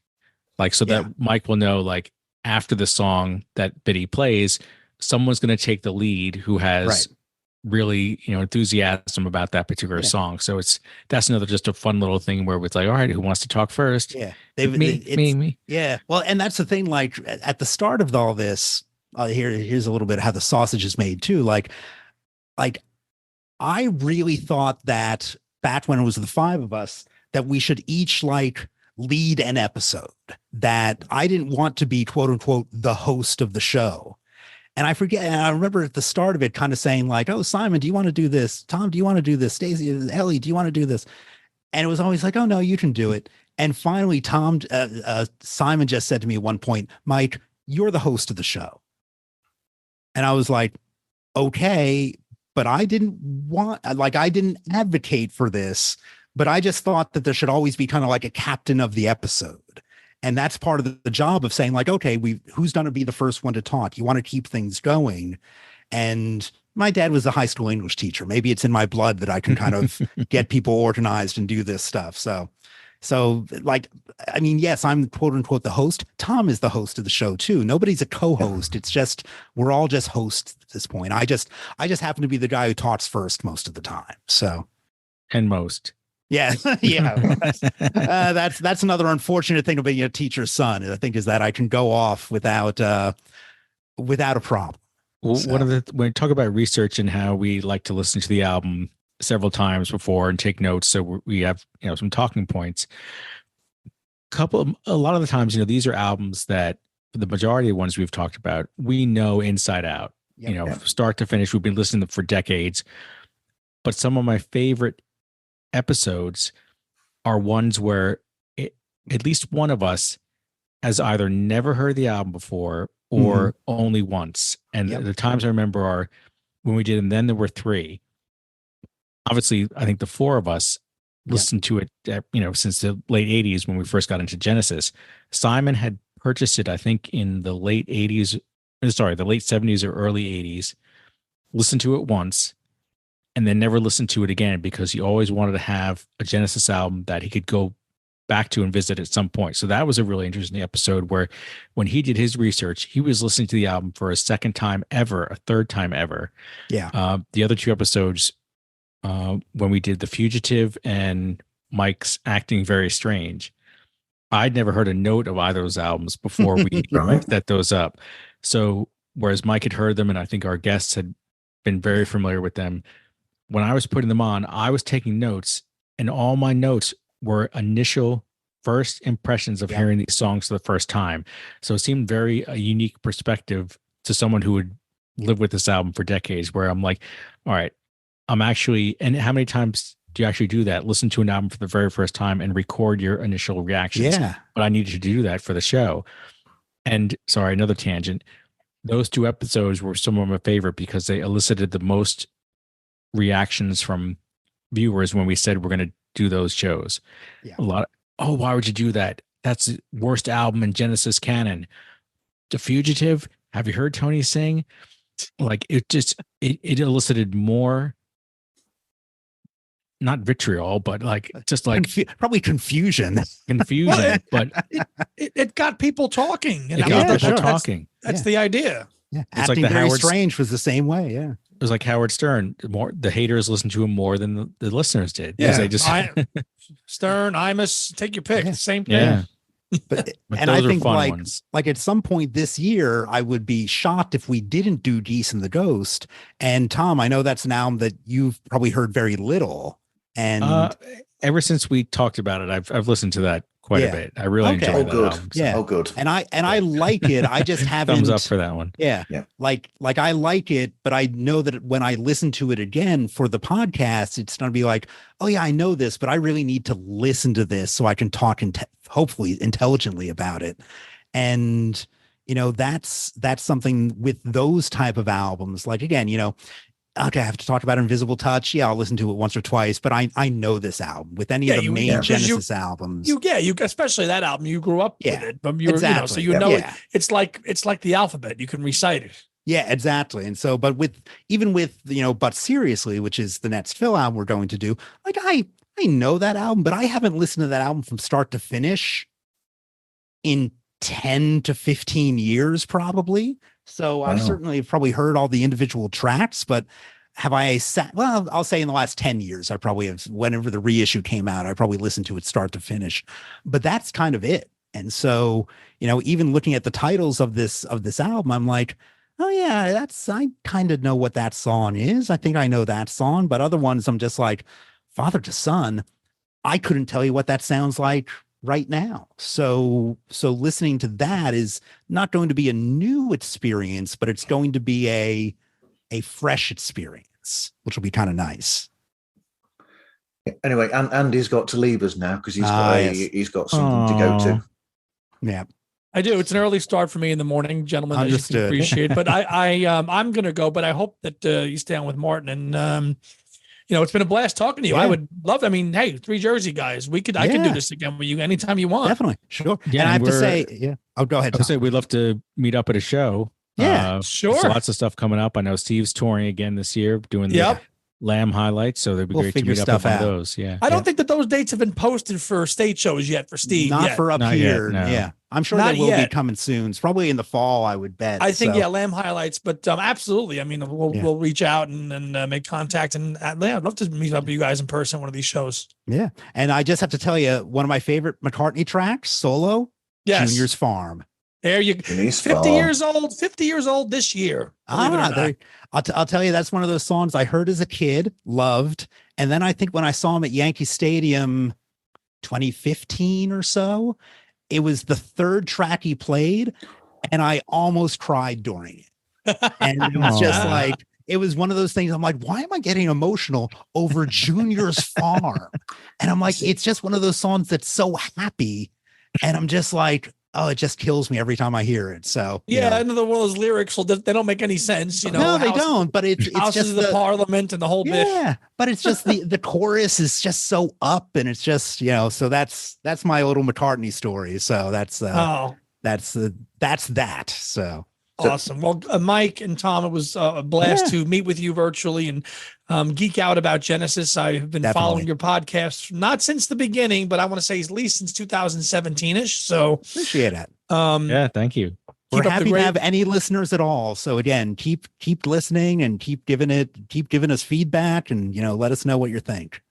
Oh, will do. And Martin, we'll talk to you next time. And thanks for the invite. Tell everybody about Two Legs very quickly then, Andy. Oh yeah. Two Legs, a Paul McCartney podcast, is a weekly Paul McCartney podcast. Weekly. Wow. Weekly. My weekly God. Just solo. And we just do, for the most part, solo Paul. We dabble a little bit into Beatles, but mostly it's all solo Paul. That I do with my co-host Tom Hunyadi. We're on YouTube and traditional podcast audio only outlets. And we had our most recent show that went posted this past week, where we talked about our predictions for 2024 in terms of releases, tours, albums, and we're doing quite well. We're at almost 2,000 subs on YouTube, and the audio platform does very well as well. As you gentlemen know, this is what you just do, audio. So there's different fans for each. So we're happy. We just, if there's breaking news with Paul, we try to go live and talk about it, but it's fun. It's fun. We'll both be at Beatle Fest in a few weeks' time, which is the 60th anniversary of the Beatles arriving in America. obviously, Right. 64, now 2024, and 50 Yeah. years of the Beatle Fest. So there'll be a lot of activity, and Tom, my co-host, and I will be at a lot of these events, and we'll tell everybody about them in there. And if you are channeling your inner Beatle geekdom, check us out on YouTube and give us a like. But thank Very you. cool. That's cool. For anyone listening or watching, that will probably have been around 5 or 6 weeks before this episode goes out, because I've got 5-6 episodes in the can.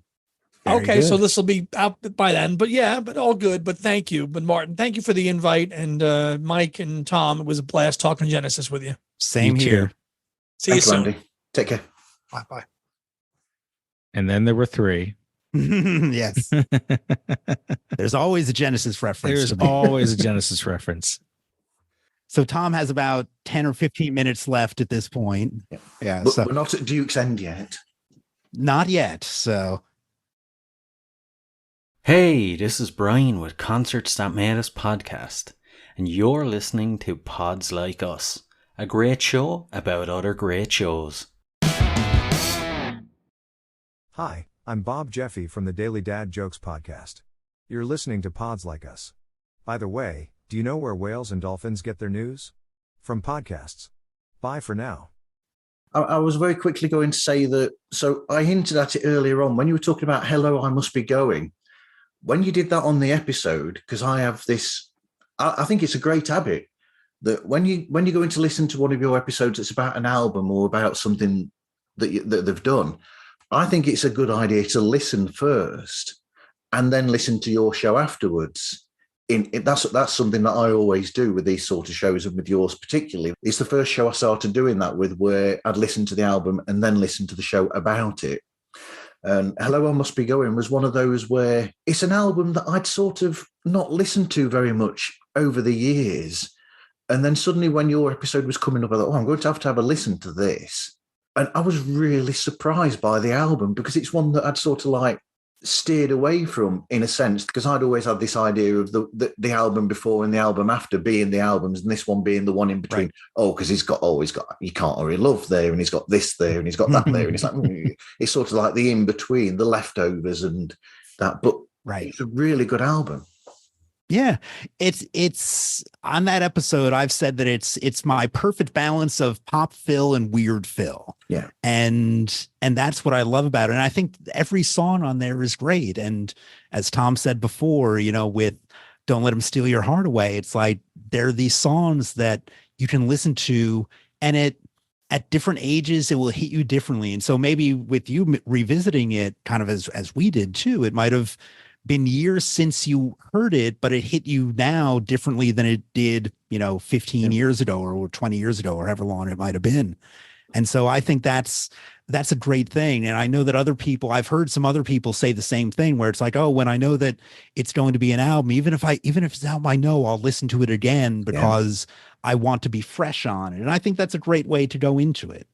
And in some of the nicest comments that we've gotten are listeners who say, I listened to the episode, it made me go back and listen to the album a little bit differently. And you touched on some things that I didn't notice before.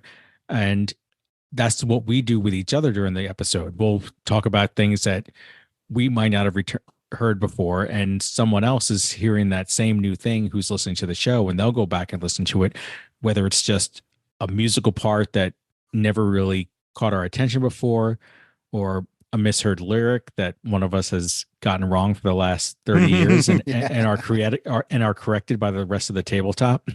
Live on podcast. And now we know it's not bundles of fibers. Yes. Or Heath-A's. It's Heath-A's. Sorry. Right. I'll go to the grave on that one. But it's great because, and Stacey was queen of doing this, where sometimes, when you're getting set up beforehand, you start chatting about, oh yeah, this was a good track, this was something else. And Stacey would always be like, save it for the podcast. Don't talk anything about the album before we hit that record button.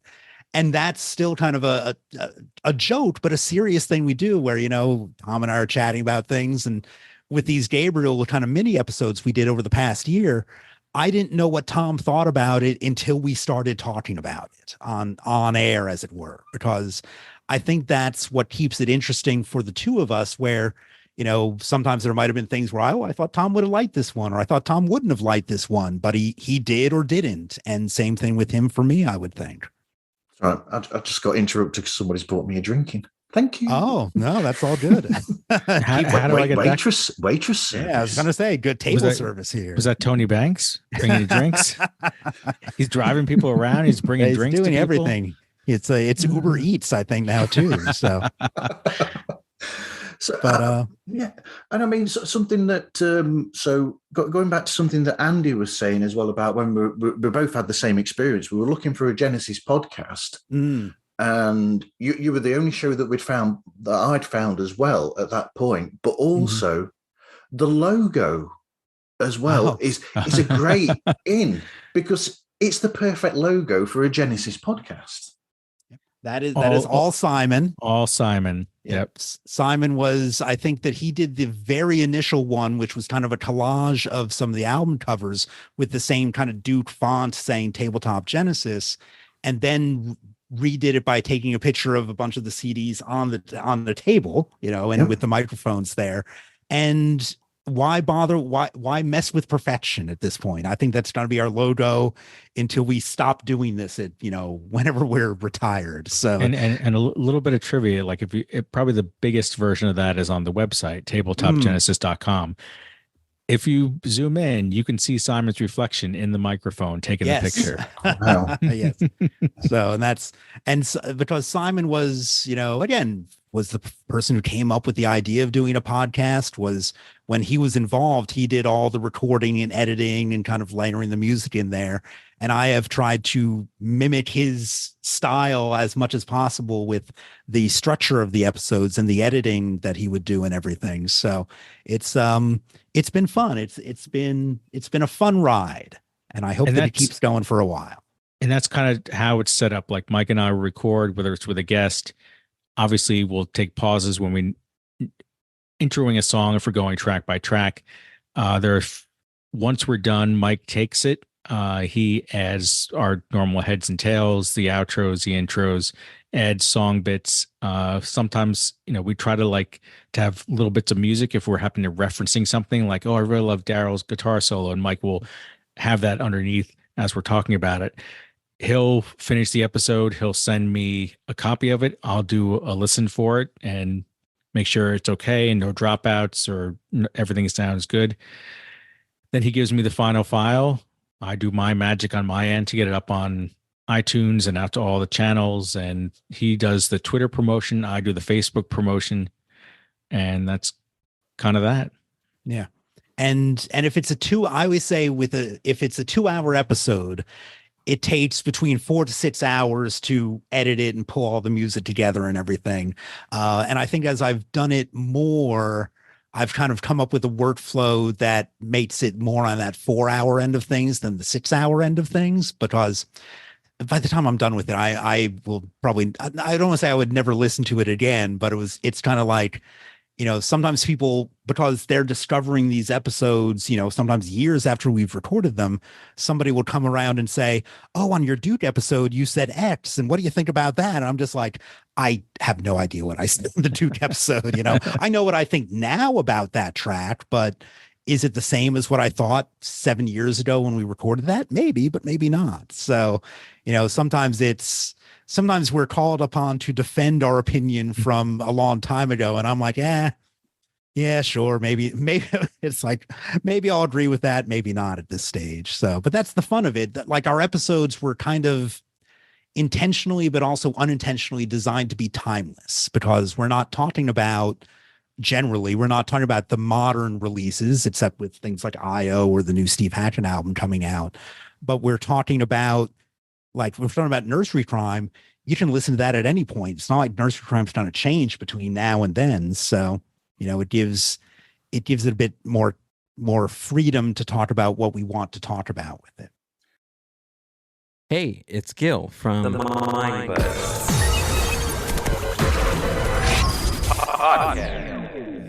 Today's mind culture and social podcast.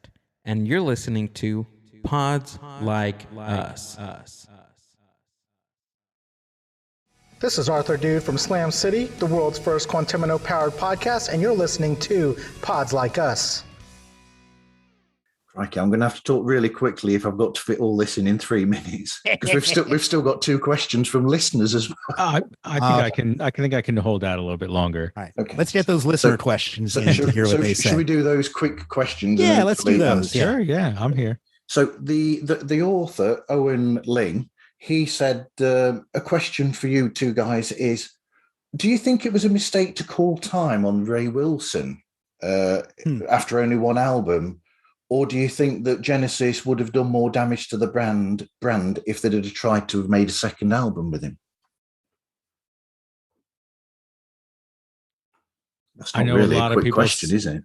It is. I know a lot of people say that he was kind of given the short shrift of it, and that, they kind of wasn't told that it was the end. Like, all of a sudden he wasn't called back. They're not doing a 2nd album. And I think he was really hoping that the momentum from the 1st album, if there was any, would continue into a 2nd album and at least give it a chance. And I don't know. I think a 2nd album would have been fine, but it just seemed like they were going uphill at that point. And I don't think Mike or Tony, I think more Mike, didn't really have the energy to give it what it needed to get going after having brought Genesis to the top of the mountain. Like, I think they saw it as a gargantuan task to do this, and I just don't think Mike was up for it. So I don't know, maybe it would have been just lack of energy if Mike was just going through the motions to try to give it a sophomore effort. But I think it is what it is. I do feel bad for Ray in a lot of ways. It's kind of like an asterisk in the Genesis history, but we'll never know. That's like the alternate history that we sometimes talk about. Mm-hmm. Yeah, the alternate universe where they did a 2nd album or even a 3rd album at that point. And I like Calling All Stations, so I'll give it that plug. And I see Mike's perspective, where I think on one of the reissue interviews, he basically said, if this was going to work, we had to do like album tour, and kind of get back into that almost 1970s rhythm of things. And at the time, as funny to say, as a 50-some-year-old guy, he was just like, I don't want to do that. Yeah. And when you've already been successful, do you want to try to be successful again? Yeah. And kind of either run the risk of not being successful, or you're just kind of fighting to get back to where you were again. And it's kind of like, if you decide that either for the money, for the ego, for whatever, you don't need to do it, then, probably better not to do it. Like I know that like Tony Banks has said, like, that initially he wasn't quite sure of it, but Mike was really gung-ho when they started Calling All Stations. And then by the end of it, it was almost reversed, where Tony was more gung-ho to continue, but Mike was kind of like, this is going to take more effort than he wanted to do. And so I think that I see Mike's perspective on that, because I think even if Phil had not left, if that 1996-97 Genesis album had been with Phil instead of with Ray Wilson, it certainly would have done better than it did. But even Phil was not selling the way he had been selling in the past, and I don't think Genesis would have been selling the way that they sold for, We Can't Dance and for Invisible Touch and everything. So it would have been, they wouldn't have canceled a US tour, I'm sure of that, but they wouldn't have kind of been at that level of where they had been at. And I think they would have been okay with that, but I think that's more the interesting alternate history of what if Phil hadn't left after We Can't Dance. Yeah, because there's some really good musical ideas there for the 3 of them to have worked together on. Like, I could see the gaps becoming longer, like kind of like they do a Calling All Stations in that mid to late 90s, and then that they don't do anything else until, early to mid 2000s or whatever, or even 2007 again, because it's like, I think at that point it was the thing where the album sales were becoming less and less in general for all of them. So it was like, well, why put out albums if we don't have to? That I think that Peter Gabriel is the the example saying you can be an older artist and still put out good material. I kind of wish that Genesis took that lesson and had done something in 2007, 2008, or even, in putting out albums or putting out individual tracks, just saying, hey, we got into the studio and recorded 3 songs. Here you go. It's not like they have Peter Gabriel nor Genesis has to prove anything nowadays. Well, Stephen Nicholson, who does the show Trimming the Musical Fat, he said, because he's doing a bit of self-promotion here as well. That's all good. Around the time that this episode will be going out, they will be releasing an episode about We Can't Dance.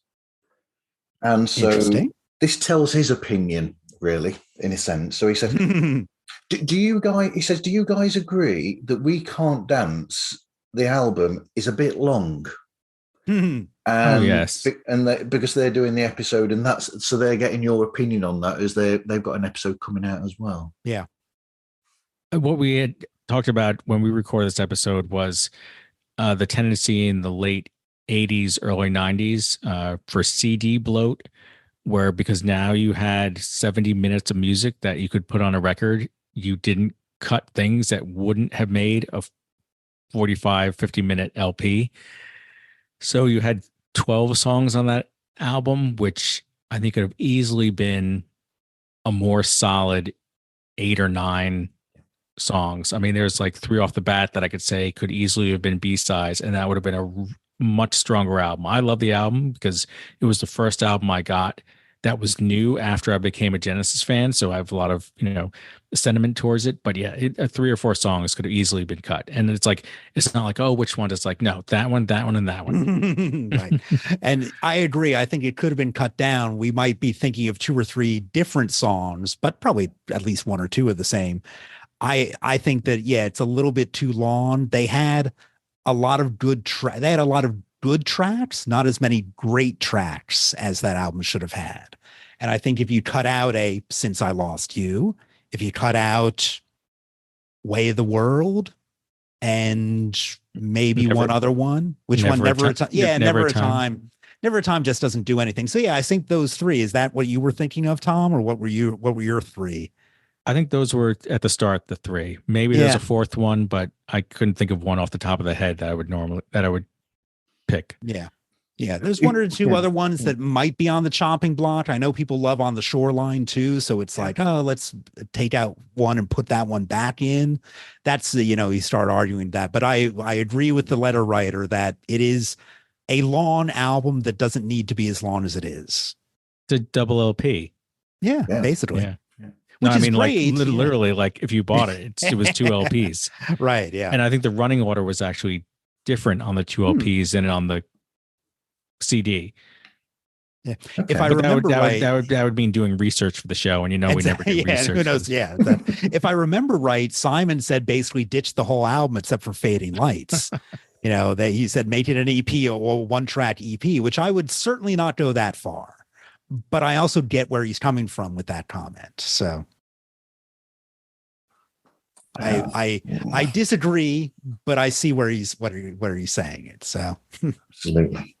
What about you, Martin? Do you think that is a bloated album, or what do you think about that? Well, I actually agree with the 3 songs that you said to remove to make it a nice, neater album. Yeah. And I mean, but there are some. I mean, I was going to say, they recorded enough material there that they could have made an entire other disc with all the other stuff that they'd recorded. Yeah. So, or if they did like an EP like they did with the Paper Late stuff, the Paper Late, you might recall, and Me and Virgil, you didn't have that little bonus album. That could be a nice little, thing, like, or a Spot the Pigeon type of thing. So I've got that EP on vinyl down there. There you go. I have it around here somewhere too. Or if it's not Way of the World, there's the other track, the one with kind of this 12-stringy sound to it. God, I'm forgetting what it's called. It's now I'm blanking on it. But there's that track that I'm thinking with a Rickenbacker 12-string sound to it that's a bit more upbeat. And it's a Mike Rutherford lyric, and it's probably about halfway to 3/4 of the way through it. Way of the World is a little bit weird, so I do like that one, but it could be taken off too. It's not a bother me that I'm not remembering. Tell me why could be cut out too. Yeah, So, I would agree with that as well. Yeah, maybe even more than Way of the World, but yeah. So that could be number 4, even if it goes on the EP. So, but yeah, that's a good question from the listener there, because I think I'll be curious to hear if it sounds kind of what you said, Martin, that they agree with that also, that it could be cut down, but what tracks can get cut can always be up in the air. Trying to think of another B-side that I absolutely love from that era as well. I can't remember what it was that I think would have been good as an album track. Was it the really upbeat one, or do you remember kind of what it sounded like? Or was it Feeding the Fire from Invisible Touch? Oh, that's Invisible Touch. Yeah, that's Invisible Touch, Feeding the Fire, isn't it? That is but a great track. Yeah. Well, there was one actually from the We Can't Dance era, but I can't remember. Let's see if my memory is good with this. I think there was On the Shoreline. There was On the Shoreline, and I'd Rather Be You, or was the? No, I think that was the Urkel sounding one. I think that was Invisible Touch. That's Invisible Touch era. God, I got all my CDs here. I could just look at it, roll over, and check these things out. But again, that would involve movement. So. Yeah. But no, I think that there's always entertainment that can happen with these things, and kind of coming up with the alternate histories is fun. So, okay. So what advice would you give to people if they were starting a podcast of their own? I would say, I think it's important to do it to know what you want to do, but be open to what the changes might be as you figure out what you're actually doing, and also do it. I think I like your thing of doing this solo podcast, but bringing people into it. And I always thought that if you're going to have a group of people, a trio is a good dynamic to have, talk with. I mentioned a little bit before that I think a trio is good. You can get up to 5 people and have a good dynamic. Any more than that, you start not knowing who's talking and everything. Trios, duos can work, but I think you have to either keep it short the way Tom and I did with the Peter Gabriel shows this past year, or bring in a third person to chat every once in a while to keep the dynamic fresh. So that's my thing. And hopefully do it with people you enjoy talking with and that you both agree with on a lot, but that you definitely aren't going to agree about everything, because it's no fun to just agree about everything. Tom? Oh, my first bit of advice is Hearts on Fire. Hearts on Fire. There we go. that was the other B-side from right. I cheated. I looked up that. Fair enough. I'd say just kind of, I think we looked into it because we enjoyed doing what we're doing before even the idea of the podcast came about. It was almost like sticking a mic into a room where people are having fun. Nothing was forced. Nothing was, I don't know the subject, but I want to do a podcast about it, so I better learn everything about it. Like, we all knew the subject very well. We had fun talking about it. I think people understood that we weren't taking ourselves too seriously. We would make mistakes. We would correct each other. We would laugh. It was just like a fun camaraderie that people wished they could be in the room with us. And I think that was the staying power that it's had, is that we've always tried to have fun, not force anything. And, if it gets to a point where, we're not enjoying it anymore, obviously we'll do something else. But for now, we're having fun doing it. And hopefully that comes across. Yeah. And that's the thing, like always, the people that we've brought on as guests to kind of be commentating with us, I think they're people who have that same vibe. And it's, again, people that we don't necessarily always agree with, or they agree with us or anything like that. But it's people who can have fun in talking about it and enjoy it and have their own perspective on it. And I think that's where, you get the dynamics that are interesting. And, there are people that I'm friends with who I've thought like, would this person work on the podcast? I'm like, I actually don't know if they'd be a great podcast person. And I'd love chatting with these people, but I'm like, I don't know if the dynamic would be there. And maybe that's more on me that can't see the potential for things. But, I think that's, I don't know if you get this too, but and I actually just did this with the Star Wars podcast I listened to, where I'm like, I'd really like to be on your podcast. I'd love to talk about this stuff. And I even said, I do my own podcast. And I know this is the most annoying email to get, is please let me be on your podcast so I can talk at you about things. And it's like, but I get why people do that, because they hear us talking about stuff and it's like, I want to be part of that conversation. Like I get that. And, maybe we should run a contest to let people be on the podcast with us and see what it's like. But, I think it's partially, but I also, with us whittling down to 2, I also kind of get like with, again, I'll bring it back to Genesis, why Tony and Mike are kind of like, oh, this 2-person thing, this can work because there's less options to kind of go in and everything, or it makes it easier to manage 2 people versus 5. The 5 were great. That was a lot of fun. And if we found the right other 3 people, I'd be totally open to doing that again.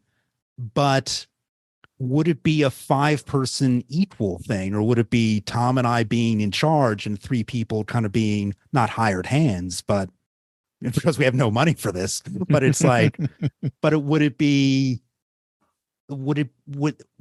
kind of junior and senior level members and everything? Not that that's a problem, but would it be a problem? I don't know. So 2 people seems to work fine, is what I'm thinking. And then having guests rotating in and out works pretty well. So, and have the main thing, to get back to the question, have fun with it. Enjoy what you're doing, because yes, some people make money with podcasts, but the great majority of people, I bet, don't. No. And so, you're not doing this to make money or fame. So you have to enjoy what you're talking about, and you have to enjoy the people that you do it with. So, and Tom and I are friends. This is one of those things where it's like, we actually enjoy each other's company, and it's fun to get together and talk about this stuff. And it's also fun to just get together and be like, let's meet for drinks in the city. We both work in New York City. So, and not that we're going to the office much, but we meet up when we can and everything. And that's a good time. So we're going to see Total Mass Retain in April. That's right. A Yes cover band, tribute band Nice. in mid-April in New York City. I still have to pay you for that, Tom, I think. So I will get you that money. So call off your attack dogs. But my ex-bandmates still owe me for concerts that I've paid for them to go to. Oh, wow. We got to, if you need us to kind of put some pressure on them, let us know. If you need some muscle, I'll send in the heavies. Exactly. So what other questions are there? Anything we can answer for anyone? So, or for you? It's like, that's. Oh, okay. I've got another one from Steve. Steve H from London. Steve H. Steve Hogarth from London says, if only. I should have contacted him, actually. There you go. Yeah, another one that Stephen from Trimming the Musical Fat came out with. Well, I think each of us have probably answered, or we've answered this anyway, which is, which 70s Genesis album would they recommend for someone listening to the band for the first time? I would go with Selling England for the Pound. Yeah. Selling England or Trick. Pound. Yeah. Selling England or Trick. Trick is a beautiful album. Trick. Yeah. Yeah. And Trick is probably a little bit more accessible than Selling England, but they're also, I think of those 2 albums as very bookends to each other anyway, with The Lamb in the middle being almost from a different band and a different universe. Like Genesis never did anything that quite sounded like that before or after that album. And so, it's very unique in their thing. So yeah, Selling England and Trick would be good recommendations there. So we were speaking about podcast advice. What podcast do you listen to that you think have got it right? I hate to admit it, but I don't really listen to that many podcasts. I know Mike listens to more than I do. Yeah. I tried listening to the one that the guys from Arrested Development put out, Jason. Right. Jason Bateman and Smartless. Yes. I enjoyed that a lot. I just have to revisit it a little bit, but Mike's got the ones. Mike has a whole list. The Star Wars one. There's another one. I have a couple Star Wars ones I listen to. There's Judge John Hodgman, which is kind of a comedy-ish podcast. what else? I still listen to Mark Maron's kind of WTF if I like who the subject is. And I usually listen to his intros. And if the person is somebody either that I have no interest in or not much interest in, I'll sometimes skip the interview. Conan O'Brien's podcast is a lot of fun. These two guys do a podcast about horror movies called With Gorley and Rust. It's Matt Gorley and Paul Rust. And there's Blank Check, which is another movie podcast where they go through director filmographies. And that's one where they do movies that I haven't seen. I always watch the movie before the podcast. So I make sure that I kind of get what they're talking about. So listen, as you were talking about listening to an album before the podcast, it's like, yeah, it's kind of broadened out. It's gotten me to see a lot of movies that have always been on my, oh yeah, I should probably watch that type of list. Or I don't know this director. Let me watch some of these. And sometimes they're good and sometimes they're not as good as I would hope that they would be. And you move on from there. So. Oh, and Pods Like Us. Pods Like Us. Pods Like Us. Yes. Yes. That's what thumbs up. Big What's thumbs that all up. about? It's funny. The host is a bit of a wanker, but other than that, yeah. I don't listen to other music podcasts for the most part. I'm not that your podcast is a music podcast, but it's just not like I'm almost in that mode right now where if I'm going to choose to listen to another podcast, I'm going to knock something off the list because life's too short to have 85 billion podcasts to listen to either. So I kind of want to, keep it kind of semi-selective with things. So, because I'm also very much a completist where I kind of, if I'm going to listen to a podcast, I want to listen to the whole thing. So I get what the in-jokes are and stuff like that, if there's anything like that. And that can be, for some long running podcasts, that can be hard to do. But so sometimes I don't always follow that rule, but it is what it is. So yeah, I think that find what you like out there. And if there's nothing that's really floating your boat, you don't have to force yourself into it either. So, or start your own. Start your own. Exactly. Yep. Yeah, that too. So, well, that's like some people would say to us, it's more early on than now, but sometimes we would get certain fans saying, oh, you guys are all 80s fans. You weren't around in the 70s to talk about what those shows were like or what that was like. And my response was always, start your own show. Yep. It's like, we weren't there. We can't talk about that. We can talk about being fans of those albums, but I didn't see the Trick of the Tail tour. I didn't see the Selling England tour, but yeah, more power to you. It's like, we were always, and still are very much like, if you start up a Genesis podcast, I'll tweet out about it because, I don't, it's not competition. It's all just within the same family. So, yeah. And if people listen to us for one reason, listen to another podcast for they get something else from it, great. So we're not, you can't be all things to all people. You have to be, I'm very much a believer that if you're specific about what you're like, this is a bit counterintuitive, but the specific is general. Yeah. And so it's like, some people are like, well, I'm trying to appeal to everybody, so I have to be very general. And I do think it's more true that if you are very specific in what you do, people will appreciate that more because you're being yourself more, whether you're an artist, whether you're a podcast, whether you're an author or whatever it might be. So that's my philosophy. Absolutely. Feels very Spinal Tapian to end that way, but that's my philosophy, Brian. So, as long as the drummer doesn't suddenly explode. Exactly. Anyway, where can people find you and get hold of you then, guys?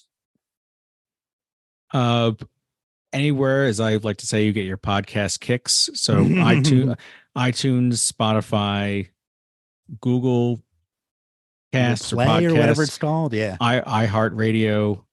You can also go to tabletopgenesis.com. The episodes are there as well, and that's where we'll do polls. My poll is often seen there. Tom shows you his poll. Exactly. And then Facebook, just search for Tabletop Genesis, and Twitter, we're a different handle, right? We're Genesis Tabletop on there, and I've started a Blue Sky account too, because again, who knows what the future of Twitter is. but I still haven't posted much on Blue Sky. I need to start getting better at that and everything. So, but Blue Sky is a cool alternative to Twitter if you're not out there. And actually, if you're looking for a Blue Sky account, I have some invite codes still around. So feel free to hit me up for that. So, but yeah, those are the places to find us. Google Tabletop Genesis, and we'll show up. We'll come on your podcast and chat. So that's and give it a listen if it's for you. Great, and if you decide, who are these wankers talking about this stuff, you don't have to listen either. So, I'm very happy to have people listen and feel like they're part of the club and kind of feel like that there's a connection there. So I always appreciate hearing people that they get something out of it. Anyway, thanks for speaking with me today, guys. Yeah, and thanks for inviting us on. Thank you, Martin. Yeah, I've often see every time that you might have tagged us in tweets along the way, it always gives me warms the cockles of my heart, and I love warm cockles. So thank you. And same here. You've been a big supporter of this podcast, and so much appreciated. Yes, of our podcast, I should say. Yeah. Yes. So absolutely, cool. I love the show. Excellent. Anyway, you can find Pods Like Us on Instagram, Twitter, Threads, TikTok, and there is a Facebook page as well. Just look for Pods Like Us. Easiest way to do it. And you can contact us through podslikeus@gmail.com. Anyway, thank you everyone for listening, and hope you listen again to another episode of Pods Like Us.